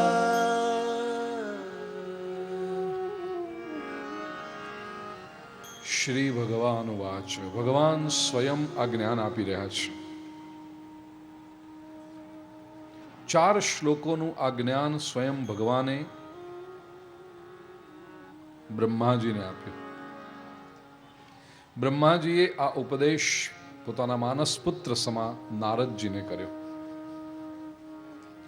નારદજીએ આ પ્રેરણા વ્યાસ મહર્ષિને આપી. વ્યાસ શબ્દનો અર્થ થાય વિસ્તાર કરવો, ટુ ઇલેબોરેટ. 4 શ્લોકોમાંથી મહર્ષિ વ્યાસેનો વિસ્તાર કરી 18,000 શ્લોકોનો શ્રીમદ ભાગવત ગ્રંથ લખ્યો. એ ગ્રંથ વ્યાસ મહર્ષિએ પોતાના પુત્ર શુકદેવને ભણાવ્યો. શુકદેવે એ જ્ઞાન પરીક્ષિતને આપ્યું. શુકદેવજી જ્યારે પરીક્ષિતને કથાનો બોધ કરી રહ્યા હતા એ વખતે હજારો ઋષિમુનિઓ ત્યાં ઉપસ્થિત હતા. એમાં સૂતજી પણ હતા. સૂતજીએ સમય જતાં આ જ્ઞાન શૌનકજીને આપ્યું અને પછી તો અનેક વિદ્વાનો, જ્ઞાનીઓ, મહાપુરુષો થયા અને આજે તમે અને હું આ દિવ્ય પરંપરામાં જોડાઈએ છીએ. શ્રીમદ ભાગવતની આખી પરંપરા યાદ રહી ગઈ? રહી ગઈ. સૌ પ્રથમ ભગવાન પોતે, શ્રી ભગવાન વાચ. એ પછી બ્રહ્માજી, પછી નારદજી, પછી વ્યાસજી, પછી શુકદેવજી, પરીક્ષિત. બધા જવાબ અહીંથી જ આવી રહ્યા. દુનિયાના આ ભાગમાં કાંઈ નથી થતું. અહીંયા સંભળાય જ ને કે નહીં કથા? આવું કેમ થાય કે આમ બોલ આમ નાખીએ ને આવે પાછો અહીંથી? આમ જ્યાં નાખીએ ત્યાંથી આવવો જોઈએ ને. વ્યાસજી, પછી શુકદેવજી, શુકદેવજી પછી પરીક્ષિત, પછી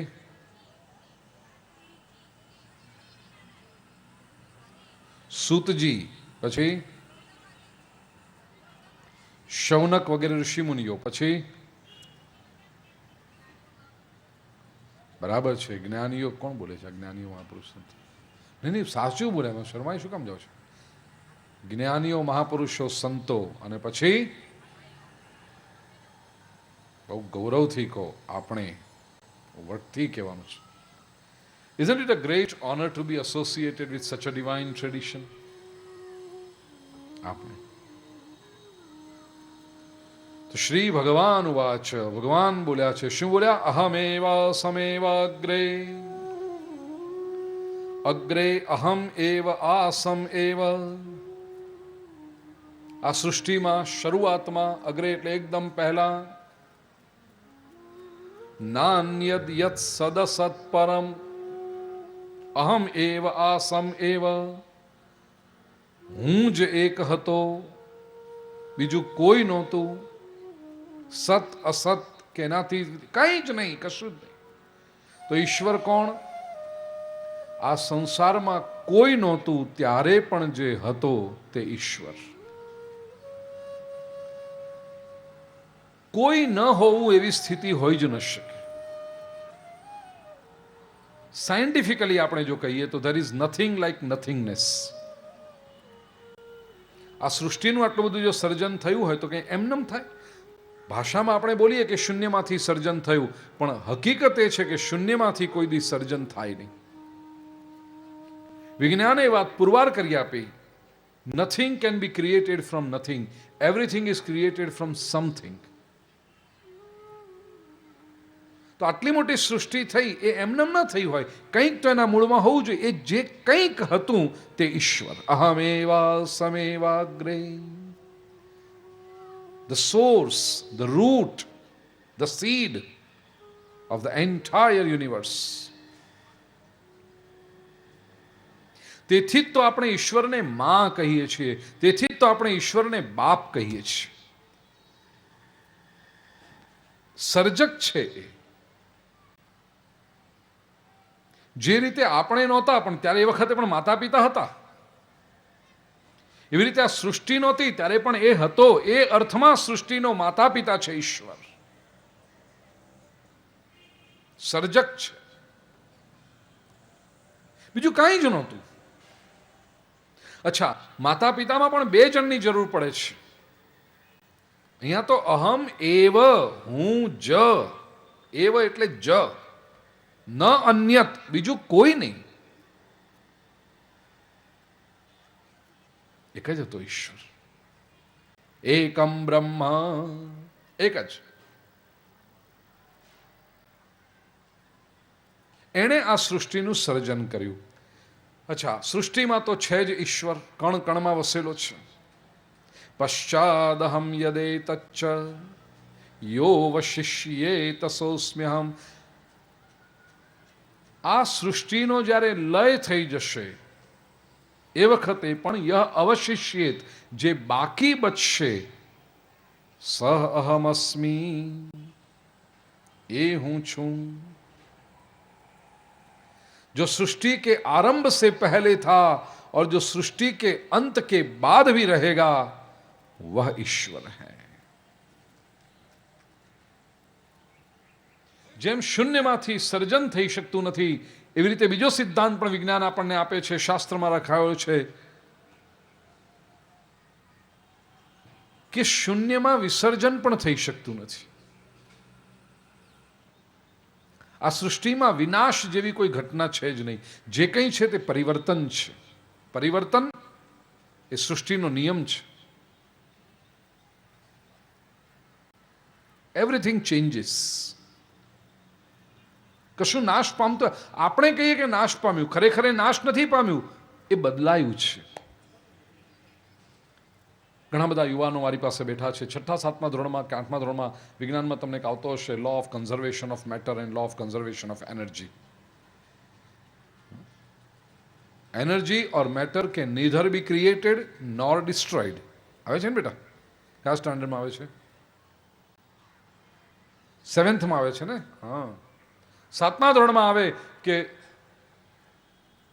તું 7મા ધોરણમાં છે દીકરા? શું નામ તારું? કરિશ્મા. કરિશ્મા છે 7મા ધોરણમાં. એણે કહ્યું કે આ લો આવે છે ભણવામાં, વિજ્ઞાનમાં, કે matter or energy can neither be created nor destroyed, it is just transformed.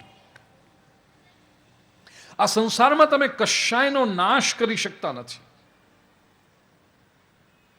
બીજને જમીનમાં દાટ્યો એટલે બીજનો નાશ થયો નહીં, એમાંથી ફણગો ફૂટ્યો, વૃક્ષ થયું. ફૂલ તમે લઈ લીધું, નાશ થયો નહીં, એ ફૂલમાંથી કંઈ કણ પડી ગઈ છે, બીજા ફૂલમાં ફલીકરણ થઈ ગયું છે. ફળ તમે ખાઈ ગયા એટલે નાશ થઈ ગયો નહીં, એમાંથી બી બચ્યું, એ બી પાછું જમીનમાં જશે, એમાંથી વૃક્ષ થશે. તમે કહો સારું અમે ઝાડને જ કાપીને સળગાવી દઈએ તો પણ નાશ થતો નથી. એ વૃક્ષને તમે કાપીને સળગાવી દેશો તો રાખ બચે છે. રૂપાંતરણ થાય છે, માત્ર રૂપાંતરણ, બદલાયા કરે છે. વેદાંતે જેને કહ્યું અસ્તિ વર્ધત, અસ્તિ જાયતે વર્ધતે વિપરિણમતે અપક્ષીયતે અને નશ્યતે. આ 6 બ્રોડ સ્ટેજીસ છે પરિવર્તનના. પહેલું તો અસ્તિ છે. કોઈ સ્ત્રી જ્યારે સગર્ભા બને એટલે આપણે કહીએ કે છે, એના ગર્ભમાં એક જીવ આકાર લઈ રહ્યો છે, અસ્તિ. પછી જાયતે, જન્મે છે. વર્ધતે, ત્રીજી સ્થિતિ આવે, મોટો થાય છે. હવે વિપરિણમતે, બદલાય છે. નાનું બાળક મોટું થતું જાય, વજન વધતું જાય, મૂછો ઉગવા માંડે. નાનો દીકરો હોય તો કે અવાજ આમ સ્વીટ હોય, પછી 12, 13, 14 વર્ષ અવાજ આમ થવા માંડે. વિપરિણમતે. એ પછી અપક્ષીયતે. હવે અપક્ષય શરૂ થાય, વાળ ધોળા થવા માંડે, જવા માંડે, આંખે ચશ્મા આવવા માંડે, કાને સંભળાવાનું ઓછું થાય, દાંત પડવા માંડે, ચામડી પર કરચલીઓ આવવા માંડે. અંગમ ગલિતમ પલિતમ મુંડમ દશન વિહીનમ જાતમ તુંડમ વૃદ્ધો યાતિ ગૃહીત્વા દંડમ. બધું અપક્ષીયતે. અને છેવટે નશ્યતિ, નાશ પામે છે. અને એ નાશ પામે એટલે પૂરો થઈ ગયો એમ નહીં, વળી પાછો અસ્તિ. સાયકલ ચાલ્યા કરે છે.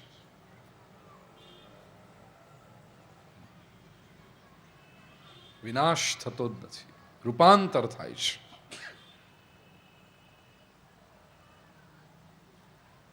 ઈશ્વર તો છે જ. મોટાભાગના લોકો દલીલ કરે એમ ઈશ્વર છે તો દેખાતો કેમ નથી? બીજા શ્લોકમાં જવાબ આપ્યો, ઋતેર્થમ યત પ્રતીયેત ન પ્રતીયેત ચાત્મની. ઘણીવાર દેખાય, ઘણીવાર ન દેખાય.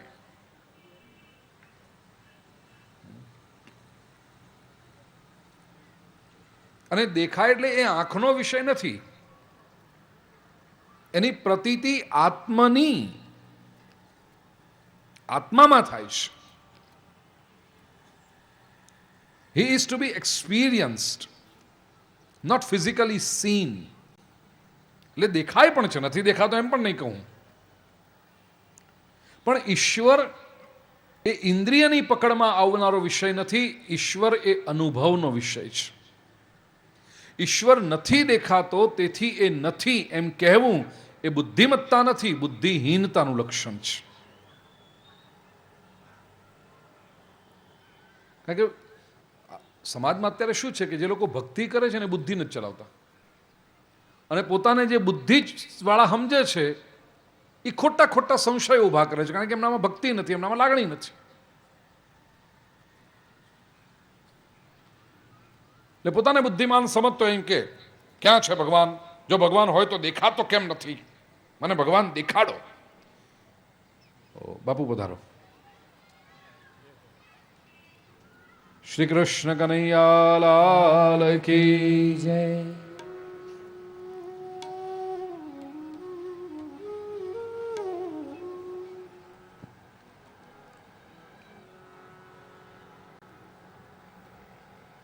પૂજ્યપાદ મહામંડલેશ્વર અને મારા ખૂબ વાલા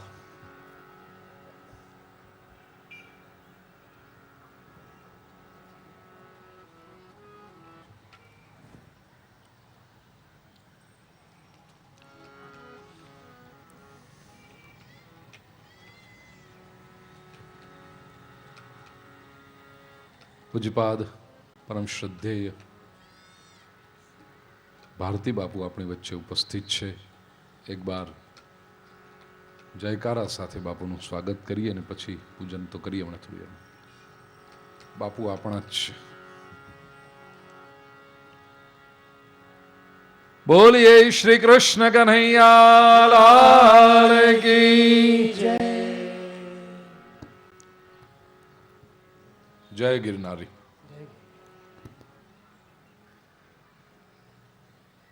ખૂબ પ્રેમ વરસાવે છે બાપુ. વર્ષોથી આત્મીય સંબંધ પૂજ્ય બાપુ સાથે.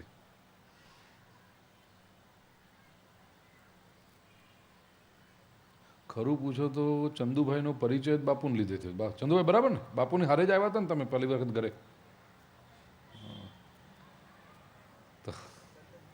લંડનથી આવ્યા ત્યારે બાપુ યાદ કરાવે છે. હા, ત્યારે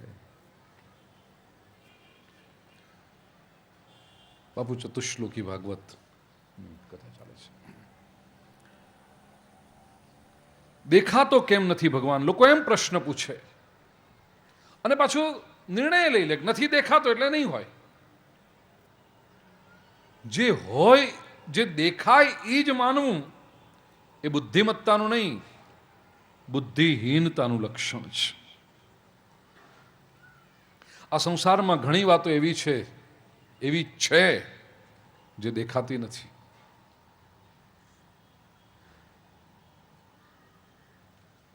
આટલા બધા લોકો અહીંયા આપ સૌ બેઠા છો મંડપ ભરીને. કોઈએ પ્રેમ જોયો ભાઈ?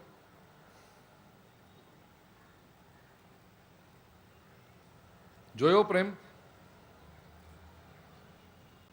તો એમ તમે કહેશો કે પ્રેમ જેવું કંઈ છે જ નહીં. કોઈ એમ કે હું કાંઈ પ્રેમમાં માનતો નથી, પ્રેમ જેવું કાંઈ હોય નહીં, કારણ પ્રેમ દેખાતો નથી ને મને દેખાડી દો ટેબલ પર કાઢીને, હું એને માપી લઉં કેટલો ઊંચો છે, કેટલો પહોળો છે, કેટલું વજન છે, કેવો રંગ છે.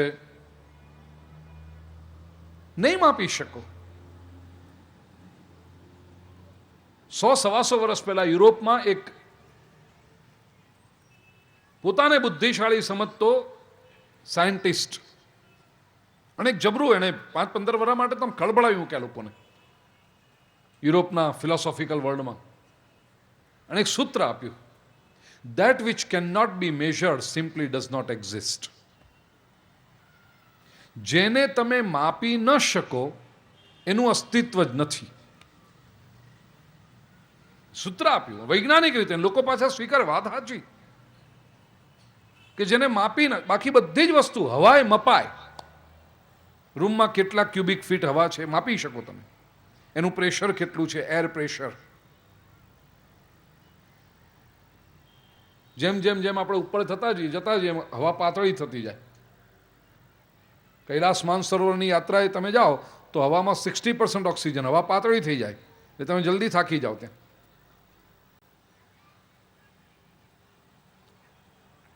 પણ હવાને માપી શકાય.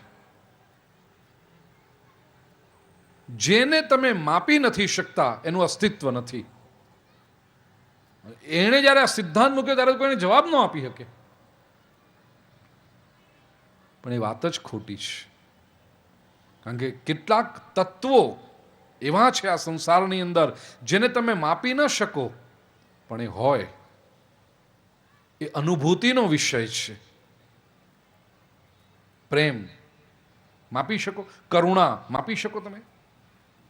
કોઈકનું દુઃખ જોઈને આપણા હૃદયમાં દયાનો ભાવ જન્મે, માપી શકો? 2 લીટર દયા. પેલો કે ના મને તો 3 લીટર દયા આવી. મપાય નહીં. એક વ્યક્તિનો પોતાનો આધ્યાત્મિક વિકાસ કેટલો છે માપી શકશો તમે કે આટલા ફૂટ ઊંચે ચડ્યો?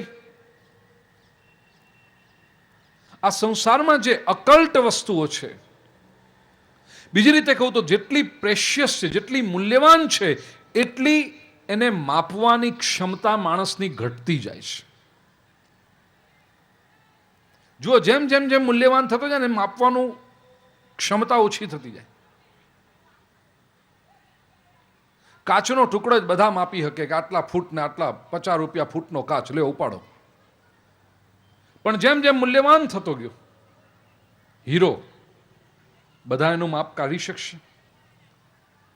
એ તો હીરાનો કોઈક પારખું હોય એ જ કહી શકે કે આ હીરાનું મૂલ્ય આટલું હોવું જોઈએ. અને એ કંઈ એ કહે છે એટલે એટલું જ હોય નહીં. એક પારખું કે આ મૂલ્યવાન છે, પેલો કે ના આટલું બધું ન અપાય, આટલા થોડા અપાય, આનું આમ કરાય. કારણ કે એબ્સ્ટ્રેક્ટ થઈ જાય છે. અને માત્ર તમે હીરાના વજન પરથી એમ નથી કરી શકતા, એની પ્યોરિટી, એની ક્લેરિટી કેટલું, કેમ, શું થયું? મૂલ્યવાન થતી ગઈ આ વસ્તુ. તો એક મૂલ્યવાન હીરો પણ જો તમે એને પ્રોપર પ્રાઇસ ટેગ લગાડી શકતા નથી કે આટલું જ હોય, આનાથી વધારે ન હોય, આનાથી ઓછું ન હોય, એ નથી લગાડી શકતા, તો આ અનુભૂતિઓ તો એના કરતાં વધારે મૂલ્યવાન છે. હીરો અંતે તો પથ્થરો.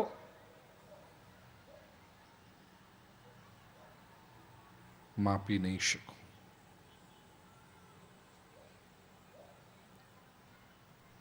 બે શબ્દો છે આપણી ભાષામાં, કિંમત અને મૂલ્ય. જેની કિંમત થતી હોય છે એનું બહુ મૂલ્ય હોતું નથી, અને જેનું મૂલ્ય હોય છે એની કિંમત આંકી શકાતી નથી.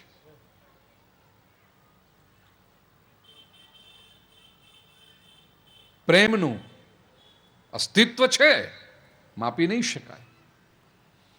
કોઈ હજુ સુધી પ્રેમને જોયો નથી, કોઈ હજુ સુધી દયા જોઈ નથી, કોઈ હજુ સુધી કરુણા જોઈ નથી. પણ આ બધી જ વાતો છે, અનુભવ કર્યો છે આપણે.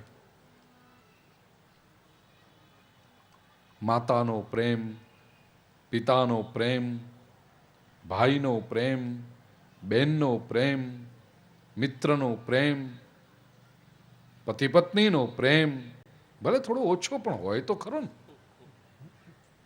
સદગુરુનો પ્રેમ અનુભવ્યો છે. કરુણા જોઈ છે, મહાપુરુષોની આંખમાંથી નીતરતી કરુણાનો પ્રવાહ આપણે અનુભવ્યો છે. કે જીવનમાં જ્યારે થાકેલા હોય ને કોઈ સંતના ચરણોમાં જઈને બેસીએ અને એક દ્રષ્ટિથી આપણી સામે જ્યારે જુએ ત્યારે જન્મ જન્માંતરનો થાક ઉતરી જતો આપણે અનુભવ્યો છે. કેમ તમે કહી શકો કે કરુણા ન હોય? અને તેથી આ બધા સદગુણોને જ આપણે પરમાત્માના સ્વરૂપ તરીકે સ્વીકાર્યા. ઈશ્વર કેવો પ્રેમમય, ઈશ્વર કેવો કરુણામય, ઈશ્વર કેવો દયામય, ઈશ્વર કેવો ચૈતન્યમય.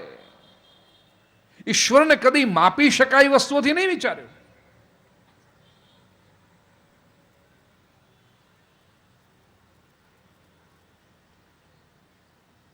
ઈશ્વર એ અનુભવનો વિષય છે. યોગ્યતા પ્રાપ્ત કરો. અને આપણી કથાનો જે ધ્રુવ વિષય દ્રષ્ટિ, ઈશ્વર ક્યાં છે એ પ્રશ્ન ન પૂછો, ઈશ્વરને જોવાની દ્રષ્ટિ ક્યાં છે એનું ચિંતન કરો. મત પૂછો કે ભગવાન કહાં હૈ.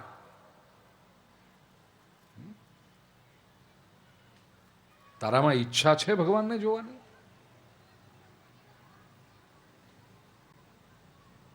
દુનિયા આખી જેને સ્વામી વિવેકાનંદ તરીકે ઓળખે છે, હમણાં બંગાળમાં કથા કરીને આવ્યો, સ્વામી વિવેકાનંદની ઘણી વાતો કરી હતી.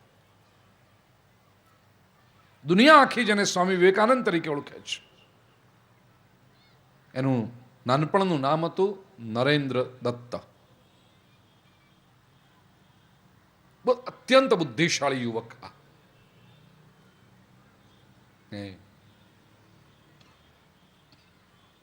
એ સમય કલકત્તાનો જ્યારે ઈશ્વરચંદ્ર વિદ્યાસાગર, રાજા રામમોહન રોય, રવિન્દ્રનાથ ટાગોરના પિતાજી દેવેન્દ્રનાથ ઠાકુર, આવા બધા મહાપુરુષો એક સાથે જીવતા હતા, બુદ્ધિશાળીઓ બધા. વ્યોમેશચંદ્ર બેનર્જી, આ બધા મહાપુરુષો એક સાથે જીવતા હતા. અને કલકત્તામાં ધાર્મિક પ્રવચનો રાખે, બૌદ્ધિક ગોષ્ઠીઓ રાખે, ભેગા થાય બધા. એમાં નરેન્દ્ર પહોંચી જાય. એને ખૂબ ઈચ્છા એવી કે ભગવાન શું હશે, ભગવાન એટલે શું. અને 18 વર્ષનો જુવાન, પેલા મહાપુરુષો પ્રવચન કરતા હોય એટલે અડધા પ્રવચનમાં ઊભો થઈને પૂછે કે તમે જે ભગવાનની વાત કરી રહ્યા છો એને જોયો છે? એટલે ભલભલો વક્તા થોડોક એ તો ભાઈ જોવાનું તો એવું, અરે જોયો નથી તેની વાતો શું કરો છો? સભા છોડીને ચાલ્યો જાય નરેન્દ્ર. એની ઈચ્છા એવી નહીં કે આ વક્તાનું આપણે અપમાન કરીએ, પણ એ પોતે, એ જુવાન લોહી એનું, એની જિજ્ઞાસા એટલી પ્રબળ, રોકી ન શકે પોતાની જાતને. એને ખબર પડી કે રવિન્દ્રનાથના પિતા દેવેન્દ્રનાથ ઠાકુર ગંગા નદીમાં એક બોટની અંદર, એક નાવની અંદર નાનકડી પર્ણકુટી જેવું બનાવીને 1 મહિનાનું ધ્યાન કરવાના છે. પહોંચી ગયો ડિસેમ્બર મહિનો, અને અડધી રાતે આમ નદીમાં તરતો તરતો ત્યાં પહોંચ્યો, બોટ શોધી કાઢી, અંદર ચડી ગયો, પર્ણકુટીનો દરવાજો ખોલી નાખ્યો. અડધી રાતે દેવેન્દ્રનાથ ઠાકુર આમ ધ્યાનમાં બેઠા હતા, એમનો ખભો પકડીને પૂછે તમે જે ભગવાનનું ધ્યાન કર્યો છો એને તમે જોયો છો? દેવેન્દ્રનાથ ઠાકુર કે અરે બાળક, તું કોણ છે? ક્યાંથી આવ્યો તું અહીંયા? સીધો કૂદકો પાછો નદીમાં માર્યો, કિનારે જાઓ. દેવેન્દ્રનાથ ઠાકુર બહાર આવીને કહે છે અરે બાળક, ઠંડી છે, તારી તબિયત બગડશે. નરેન્દ્ર કે જવા દો, હું તમને ભગવાન વિશે પૂછું છું, તમને ઠંડી દેખાય છે? પણ ભગવાનને જોયો જ નથી, ધ્યાન શું કરો છો? આવી બુદ્ધિ એની. કોઈકે એને સૂચન કર્યું કે દક્ષિણેશ્વરમાં ગંગા નદીના તટ પર કાલી માતાનું મંદિર છે, એના પૂજારી છે રામકૃષ્ણ પરમહંસ.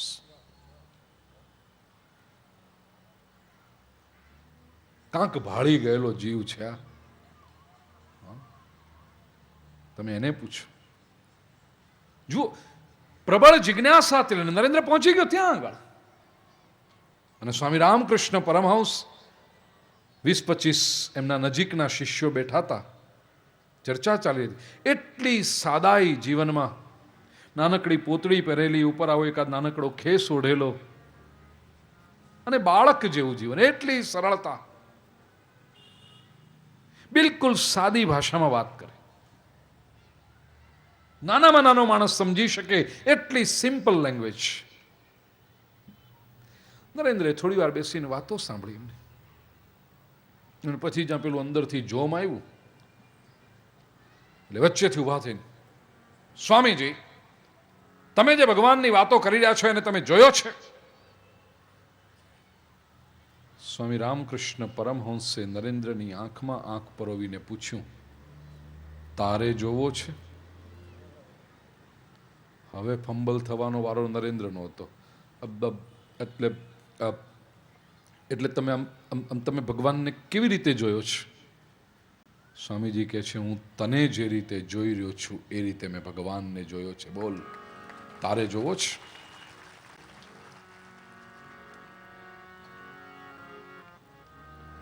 એ સાંજે નરેન્દ્રે પોતાની ડાયરીમાં લખ્યું કે અત્યાર સુધી મને જે સદગુરુની શોધ હતી એ આજે પૂરી થઈ. દુનિયામાં પહેલો મહાપુરુષ આજે મને મળ્યો છે. એ કહે છે કે ભગવાનના દર્શન થઈ શકે છે. We can actually see God. અને એ પછી જે થયું એ તો ઇતિહાસ છે, ઇટ ઇઝ હિસ્ટ્રી. એ નરેન્દ્ર દત્તમાંથી સ્વામી વિવેકાનંદ ના પરિવર્તન જે થયું, લખે છે સ્વામી વિવેકાનંદ પોતાના પ્રવચનોમાં બોલતા હોત કે પહેલી વખત મળ્યો પછી સ્વામીજી એટલું જ કીધું, આવતા રહેજો મળવા.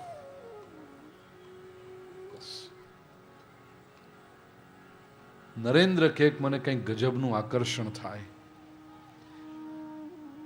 4-5 દી હું ગયો ન હોઉં તો મને એમ લાગે કે જાણે કંઈક અધૂરું છે મારા જીવનમાં. એવું કંઈક પ્રબળ આકર્ષણ અનુભવાતું. બધા કામ પડતા મેલીને હું પહોંચી જાઉં ત્યાં દક્ષિણેશ્વરના મંદિરમાં અને સ્વામી રામકૃષ્ણ પરમહંસની પાસે પહોંચ્યું.